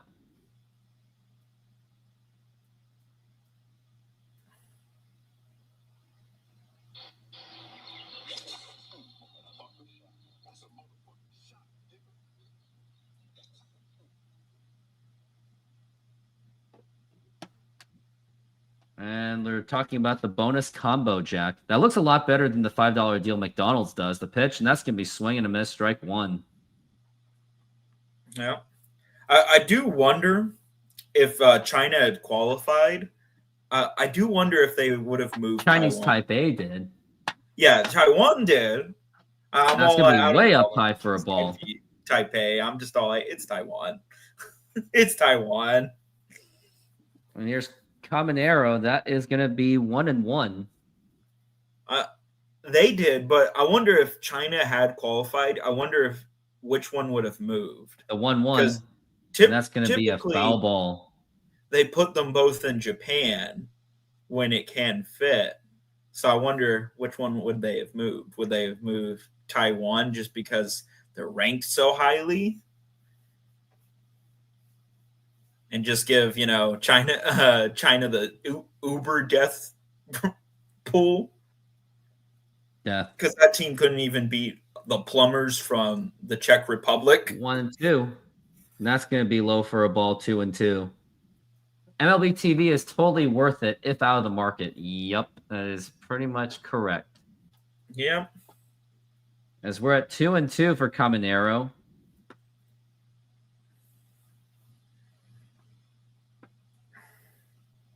And now the 2-2 pitch. Now here's a line drive, and that is going to be a base hit into left field. And now we got a runner on first base with Caminero on the bag. And we got Josh Lowe up to the plate. So the Rays are trying to still keep it alive. Do you think MLB is going to, in this upcoming CBA, discuss the Olympics? I think they'll discuss anything. Maybe they'll start discussing the cap space. And the other question is, are they going to also discuss about the golden bat rule, which I hope to God does not happen. If that happens, the game is officially have they been experimenting with the golden bat in minor leagues, or? I wouldn't think so, no. Well, because usually how it works is they try it out with a frontier league or like another independent league and see how it works. And then they try it at the lower minor league levels. Then they move it up. And then they usually propose, hey, do we want to put this in? Now here's Josh Lowe up to the plate. So with that one, we're still a ways away. In the pitch. If they want to try that one. Now, low for a ball.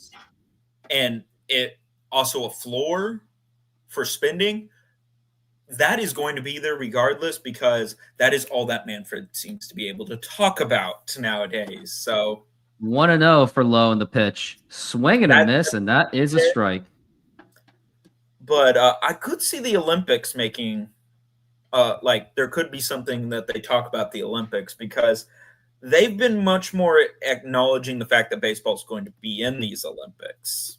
The 1-1. And that's going to be a foul ball, and that is going to be 1-2. And we could see it where they just take the hockey approach and say, okay, we're going to have a longer all-star break, and you guys can go and play with your teams, and then once the Olympics are over, you guys come back. 1-2. It's going to be a foul ball. Because that could be easily done. It's just that the season, either you start the season earlier or you just make the season shorter that year. Because instead 1-2, the pitch off most of them fouled again, and that's going to still be 1-2. Ferguson's getting taxed on with 26 pitches. Because let's see, like the baseball tournament when they did it in Japan, like. That took up most of the Olympics. That wasn't even qualifiers. It was like the actual tournament itself. It took like a week or 1-2. so. Low for a ball, 2-2. So if MLB decides, hey, we're going to actually play ball with the Olympics and allow our players to go do it, and we'll just have the All-Star break at that point in time. 2-2 for Lau. Fouled again. Because that's an easy way you grow the sport, because the thing is that a lot of people don't understand this when talking about something like the World Cup or something like that. Like, oh, it's so big and stuff. I'm all like, yes, but the World Cup brings in soccer fans, football fans. Those are the people We're who at like 2-2. The they're going pitch. that. Way up high for a ball, and that's going to be 3-2 for from Ferguson to Lau. The WBC is going to bring in baseball fans because that's what they like. But the Olympics, that's different. The Olympics, it brings everyone. 3-2. And fouled again. This just won't stop in Ferguson. Yeah, it won't. Frustration. I've literally talked about the Olympics the entire time of this at bat, and it is still not over. But that is why I think MLB might take an interesting stance for the Olympics. The 3-2. And guess what happened? Oh, fouled away. It fouled away. As we're at 3-2 still, full count. I wonder when this is actually going to end. Even if you don't get this guy out, the catcher is coming up. 3-2, and the pitch. And ball 4, take your base. And that was a long battle by Lau. Yep. And now we've got the catcher, which you really got to get him into a double play because you don't want to get Ha-Sung Kim a chance. Yeah, you don't want the next two guys coming up. Nope, not after this catcher. After that's going to be Magum. What, Fiducia or something like that? Fiducia, who is 0 for 3, though, so you would think you have a chance with that. You would think, but and also his just batting average is 150. So, but does Lau work at Lowe's? Now the pitch. And finally, that is a strike. I like how some are called Lau and then others are called Low. Fritz, we had to deal with Nathaniel Lowe all the time with the Texas Rangers for a period of time. Yeah, and that is who I was thinking of for Josh. The pitch. That's going to be a foul ball, strike 2. And they are called Low, whereas Brandon is called Lau, which is just weird. It really is. Well, it's kind of like for a while there were 3 Abreu's in the league, and none of them were related. I mean, that's a lot of things. A pitch, and that's going to be a foul ball, and they're just going to keep continuing to fight this off. And at this point, maybe I would just change the pitcher at this point because I think it's just not working for Ferguson. I think if he can't get Fiducia out, you got to bring in someone else. Yeah, I could see Dan bringing in someone. Now we're at 0-2. Because you do not want this guy facing And Kim. The pitch. And fouled away again. I really think that at this point, Dan Wilson's got to bring someone else in. It's just not working. He just can't get them out. He's getting them to foul all the time.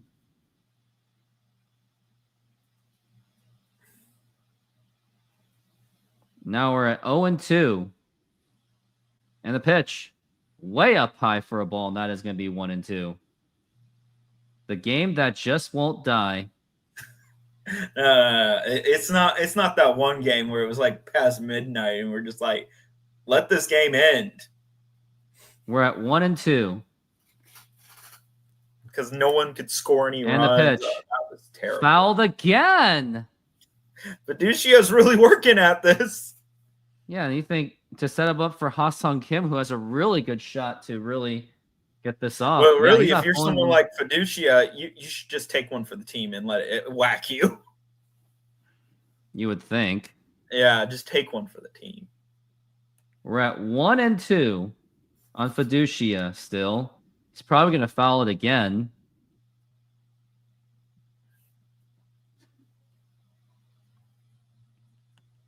And the pitch. Now here's a fly ball to center field, but Julio's going to be there. Popped it up and he makes the catch, and someone's going to tag it. Nope. But now it's going to be Ha-Sung Kim, and I think maybe you should go to a different pitcher. Yeah, But it's going to be Carlos Vargas. That's going to be the problem. You can't really trust Vargas. Yep, there comes Dan Wilson, and he has seen enough. And just for your just Munoz, and then you just do a 4-out save. Yeah, let's do something. No, I don't know about that. But I got something for you. Hader does that all the time. They put Ferguson as a possible player of the game. Absolutely not.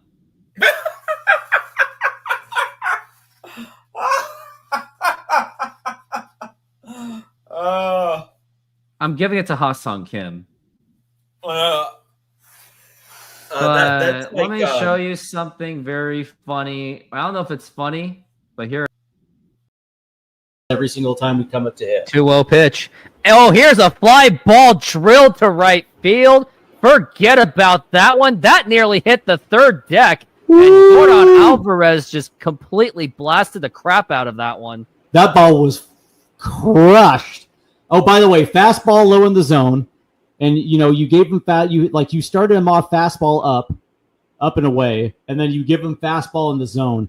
And it's like, dude, Jordan does not miss those pitches. And by the way, that was off the facade of the third deck. That never gets old. Were you there when that happened, like on the show? I can't remember if I was on the show or not. I do remember watching that game, but I don't know if I was on the show. But yeah, all I know is that was a crazy game. Yeah. Yeah, but the Mariners won that game.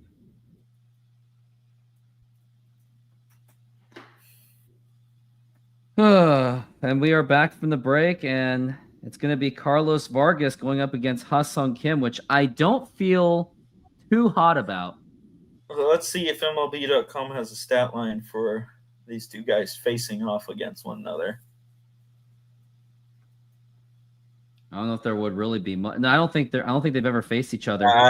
It's not changing from the on deck, so that's a no. Because usually it flashes between the two. They've never played each other. You kind of know, how's this guy going to stack up? I don't know, but with the way he's been playing, he does have a really good shot to really do some damage for the Rays.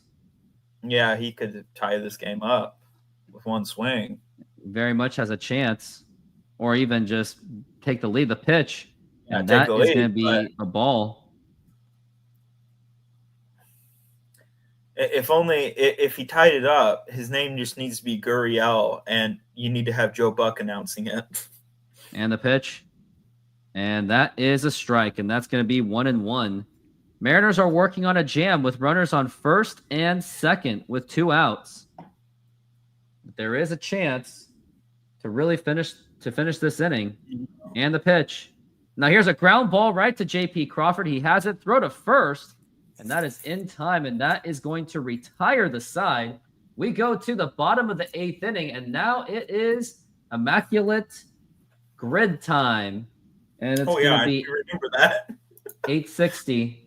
Yeah, 860. Right, who are you doing? 300 average, Gold Glove. Let's go Jose Altuve.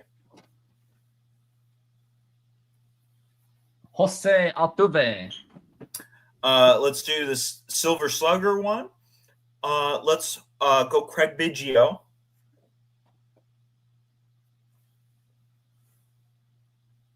That's a good one. Okay. Let's go Yankees less than 3 ERA season. Let's go a shot in the dark here. Let's see if he got it. Don Larson. You love Don Larson. I don't know why. It's a name that I think never happened. Kind of surprising, but Okay, Silver Slugger, 3 ERA. Who would do that? Zach Greinke. He had a Silver Slugger as a pitcher? Yes. National League. Okay. Let's do that and Gold Glove. Dallas Keuchel. Which one? Dallas Keuchel for Gold Glove and who? 3 ERA. Dallas Keuchel. The dude won 50 billion Gold Gloves. Okay.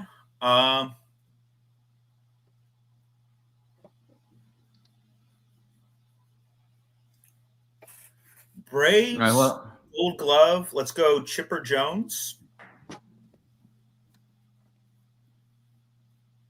nope. Kind of surprising. Yep, I agree.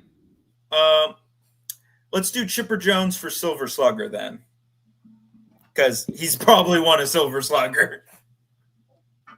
Yeah, but it's a pretty big number. Yeah. And by the way, game's over. Let's We try are back from the Freddie break. Freeman. Shoot. But time's up. 4:47. Yeah. Let's see. I was going to do Freddie Freeman. Let's see what he would have done. Now here is 9%. Jorge Polanco in the pitch. And that is going to be in there for a strike. Well, also the one reason why I think of Don Larson is he's kind of an obscure name. Because And other the than pitch, his perfect game, ground no ball one knows foul. Yeah, World Series guy, perfect game. Yeah. That's the only thing people know about him. As we're at 0-2 for Polanco. And now How would you pronounce that name? that's going to be 1-2. Zeta?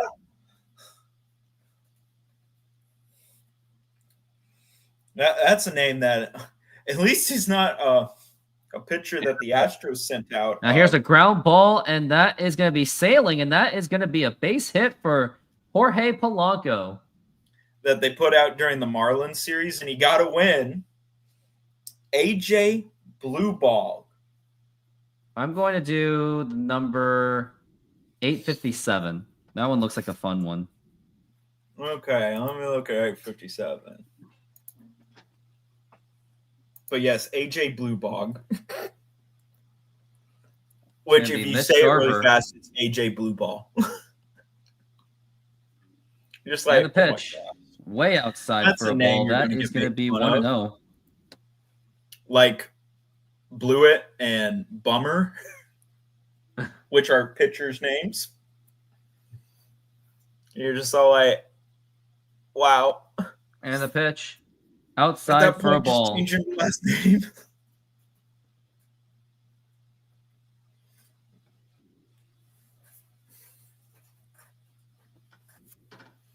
We're at 2-0 for Garver. Against Uceta? Or Ucita? Still 2-0 for the Garver. The G-Man. Nothing's really been going on. I wonder what is going on. Now the pitch, inside for a ball, 3-0. Yeah. So funny. It's the G-Man. It's the G-Man. You think you'd try to swing at something, but no. We're at 3-0 for Garver, the Garv sauce. And the pitch. Outside for ball 4, take your base. And now it's going to be up to Dom Stone to see if he can do the job. He's batting. With these pitches being bad, he might have a problem, though. He might swing at dirt. Oh, yeah, like this. The 0-2 pitch. You gotta love these guys. He literally just swing.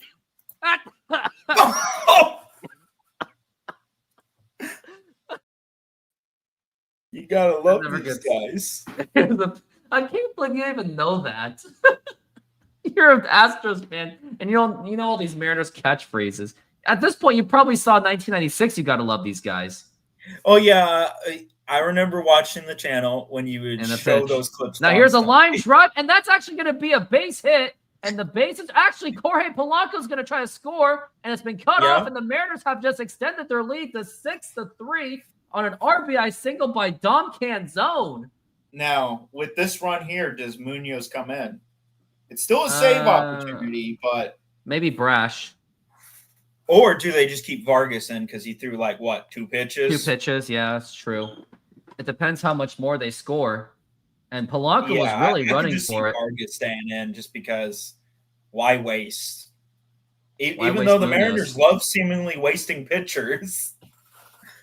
Why? Being smart this time. Now the pitch, and that's going to be outside for a ball. Because you're also coming to a part of the lineup that didn't hit a lot. You're past Kim, so. Now here is J.P. Crawford up to the plate. And the pitch. Check swing. Oh, it's actually a foul ball. And that's going to be a strike. So I guess Dom Canzone used that as motivation. He must have used that video as motivation. He's got to come across it at least once. Yeah, no. Just he gets an interview. So what do you use as hitting inspiration? Well, there's this video of these two guys. One of them's an Astros fan. He's making fun of my terrible swing. And Top Sports is putting me on the spot. Yeah, and they're just saying how I swung at crap and swung at the dart, and it was against Taylor Scott, and I just used that as fuel. The 1-2, and swing and a miss, strike 3. Now you got J.P. Crawford up to the plate. I would just be all I've peaked. Everything's downhill from here.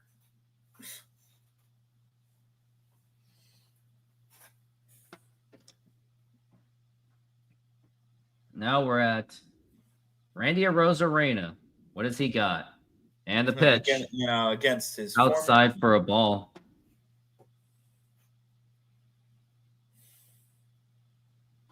Mexican citizen Randy Arozarena. And the only reason why he's a Mexican citizen is because they wanted him on the WBC team. 1-0. And that's going to be low for a ball. I thought he was from Dominican Republic. He's from Cuba, I'm pretty sure. Oh. As we're at 2-0. But yeah, Mexico before last WBC actually expedited his process to be a citizen so he can compete on their team. Yeah, just be an athlete. Yeah. And a lot of people are like, well, that's not fair. So we're at 2-1. I mean, sports does everything. Well, the pitch. Inside for a ball. That nearly got him.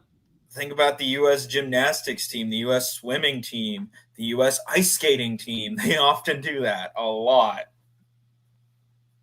We're at 3-1, no matter what the administration is. Yeah. 3-1. We like and that's gonna be winning popped Olympic up and fouled. medals.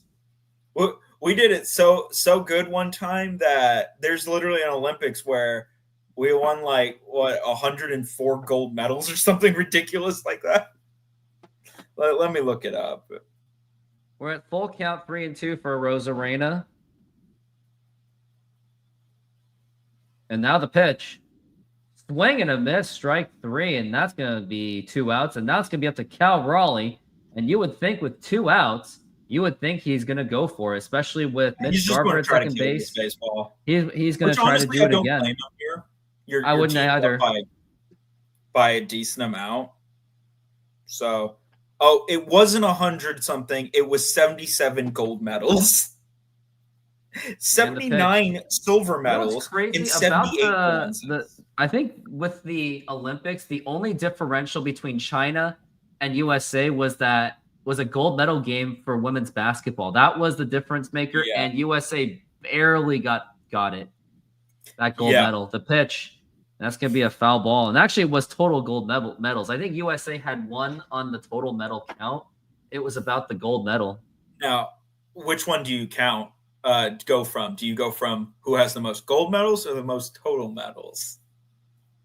Gold medals. I usually do gold medals, but I also look at the total medal count because I'm all like the 1-1. But there are nations out there where they don't even get that much medals. Yeah, but to put it in perspective, so which Olympics I'm looking at is the 1904 St. Louis Olympics. The second place team in gold and total medals won 15 medals compared to 234. We're at 1-2 for Cal Raleigh. The pitch, swing and a miss, strike 3, and that's going to retire the side.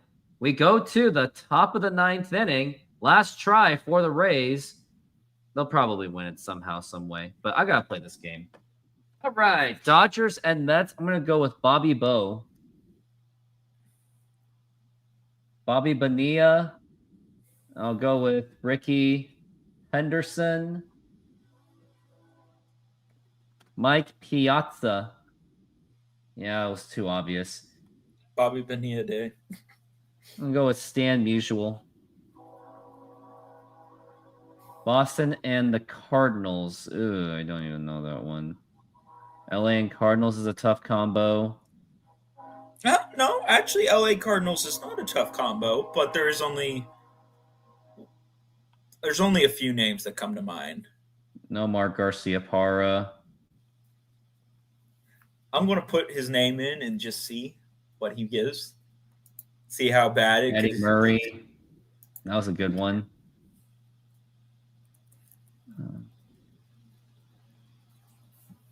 Edgar Renteria. Oh, I got that one. And then Okay. Yeah, don't put the guy I'm thinking of, even though he is an obvious one for this. oh, I could have picked Bobby Bonilla for this one. I could have done LA Mets like literally anybody else. I'm such an idiot. Oh, yeah, you could have done that one easy, yeah. But there is another name that you could think of, but he's going to hurt. But you probably are going to still win. LA and the Cardinals. Do you want me to give you a hint on who I'm thinking of? Well, I already won, so who? He retired in 2022, and he retired on the Cardinals.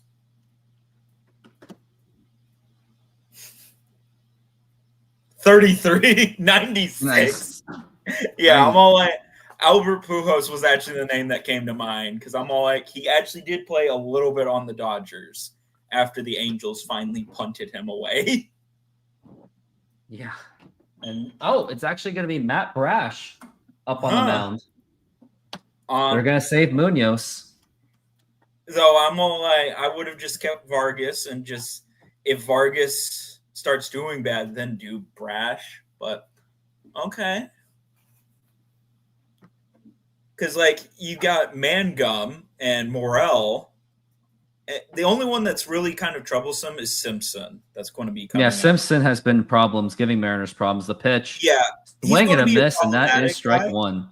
But as I see it, Vargas could get through probably the first two, and then Simpson might give him issues. So that's how I would have looked at that, but I am not the manager getting paid big bucks. Me neither. As we're at 0-2. And yeah, I criticize managers all the time. Yeah? Well, who doesn't?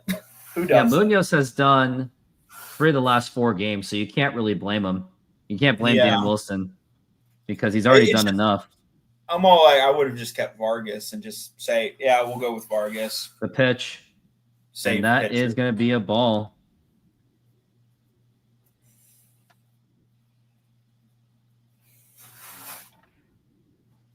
As we're at 1-2, and the pitch low for a ball. That's going to be 2-2.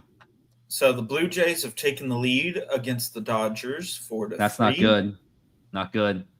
And the the Blue Jays are leading it anyway, but still, if Mariners are serious about a division, they can go for the seedings. And now here's the 2-2. Now here's a ground ball, and this could be trouble. Here's J.P. Crawford throw to first, and that's going to be in time, and that's going to be the first out. Red Sox are still trailing the Padres. It's 2-6, and it's in the 8th inning, so they only have 3 outs left. So that's a good thing for the Mariners. So good day for the Mariners that they just can't get that division. It's just not meant to be, I guess.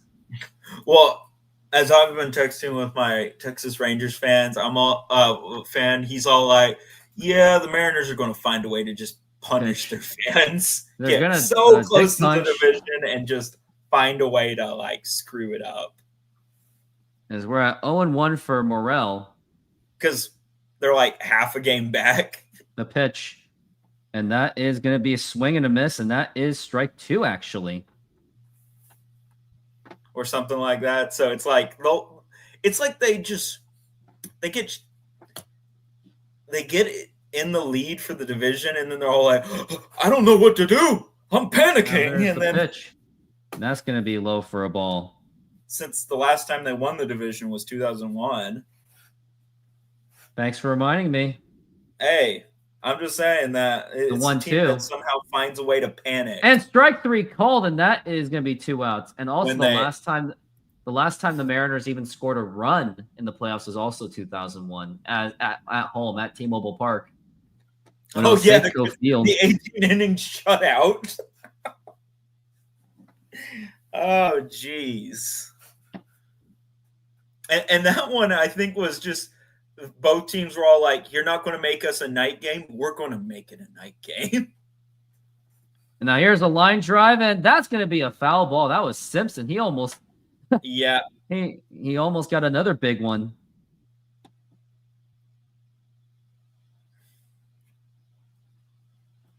And now it's going to be 0-1. So where's Cal in terms of the race of like? I'm guessing he's still behind Bonds, and he's probably behind Sosa and McGuire. I wonder where he is in relation to Judge. And the pacing, I guess, is we're at 1-1 for Simpson. Because up not that long ago, he was. Now here's a ground ball, and this should do it. And the throw to first in time, and the Mariners complete the sweep once again, second sweep in a row. But the bad news is they're still a half game back from the division because the Astros just had to win and the Yankees just had one job. Well, okay, literally, Jose Altuve is the Yankees' daddy. Who's your daddy? No joke. He's just all like, "Yeah, I am your father, and I'm going to beat the crap out of you." Every single time. Mariners go 9-1 on this 10-game homestand. But the bad news is they will be going to Baltimore, and that's where it's going to be challenging because Oriole Park and Camden Yards is literally their death zone. But the Orioles did do a fire sale, so. But it may not matter. Mariners have always struggled against. They always struggle against Baltimore in some weird way. And on Monday, you will have Diamondbacks versus Rangers. And Red Sox in Houston. Oh, well, I guess I'm gonna cheer. That's like a pick your poison, right? Yeah. And then Dodgers will be in Anaheim. So Dodgers are gonna beat Anaheim. Will they? They got swept the last time they faced Anaheim. Oh, did they? Yeah. How embarrassing. It was either like they won 1 out of 4 or they got swept. And that was at Dodger Stadium too. And then 6:35 East Coast time will be on Tuesday will be when the Mariners play in Baltimore. And probable pitchers are going to be George Kirby versus Dean Kramer. Yeah. Or Kramer. Well, anyways, I actually got to roll because I'm home alone. And I got to make sure my dogs go pee-pee, if you know what I mean. Home alone? Home alone? I made my family disappear. Keep the change, you filthy animal. Keep the change, you filthy animal. Look what you did, you little jerk. There are 15 people in this house, and you're the only one causing trouble. And I will say, it still shocks me to this day that film that they play isn't an actual movie. The one with Keep the Change and then its sequel. I'm all like, how is this not an actual movie? Oh, it wasn't actually a movie? No, they just filmed it while they were filming the movie. I had no idea. Yeah, it shocked me. I was all like, what? That's not an actual movie? That's insane. Yeah, I know. Well, anyways, I got to roll, and Josh, thank you for giving us more runs. You're welcome. And everyone, go Mariners. Go Astros. Finally, on January 21st, 2025, Ichiro was inducted into the Baseball Hall of Fame. Overall for Ichiro, he is not only one of the greatest players in Mariners history, but also one of the greatest players in baseball history. He will never be forgotten with his amazing work ethic, a great throwing arm, amazing speed, and unique hitting mechanics. It is a shame the Mariners could not field a competitive team with Ichiro since his rookie 2001 campaign, but otherwise, I am thankful that Ichiro played for the Seattle Mariners, and he will always be a baseball and Seattle legend. Ichiro, arigato gozaimashita. When I showed up at the camp each spring, my arm was already in shape, waiting for Mariners broadcaster Rick Ritz to say, "Holy smoke! A laser beam strike from Ichiro!"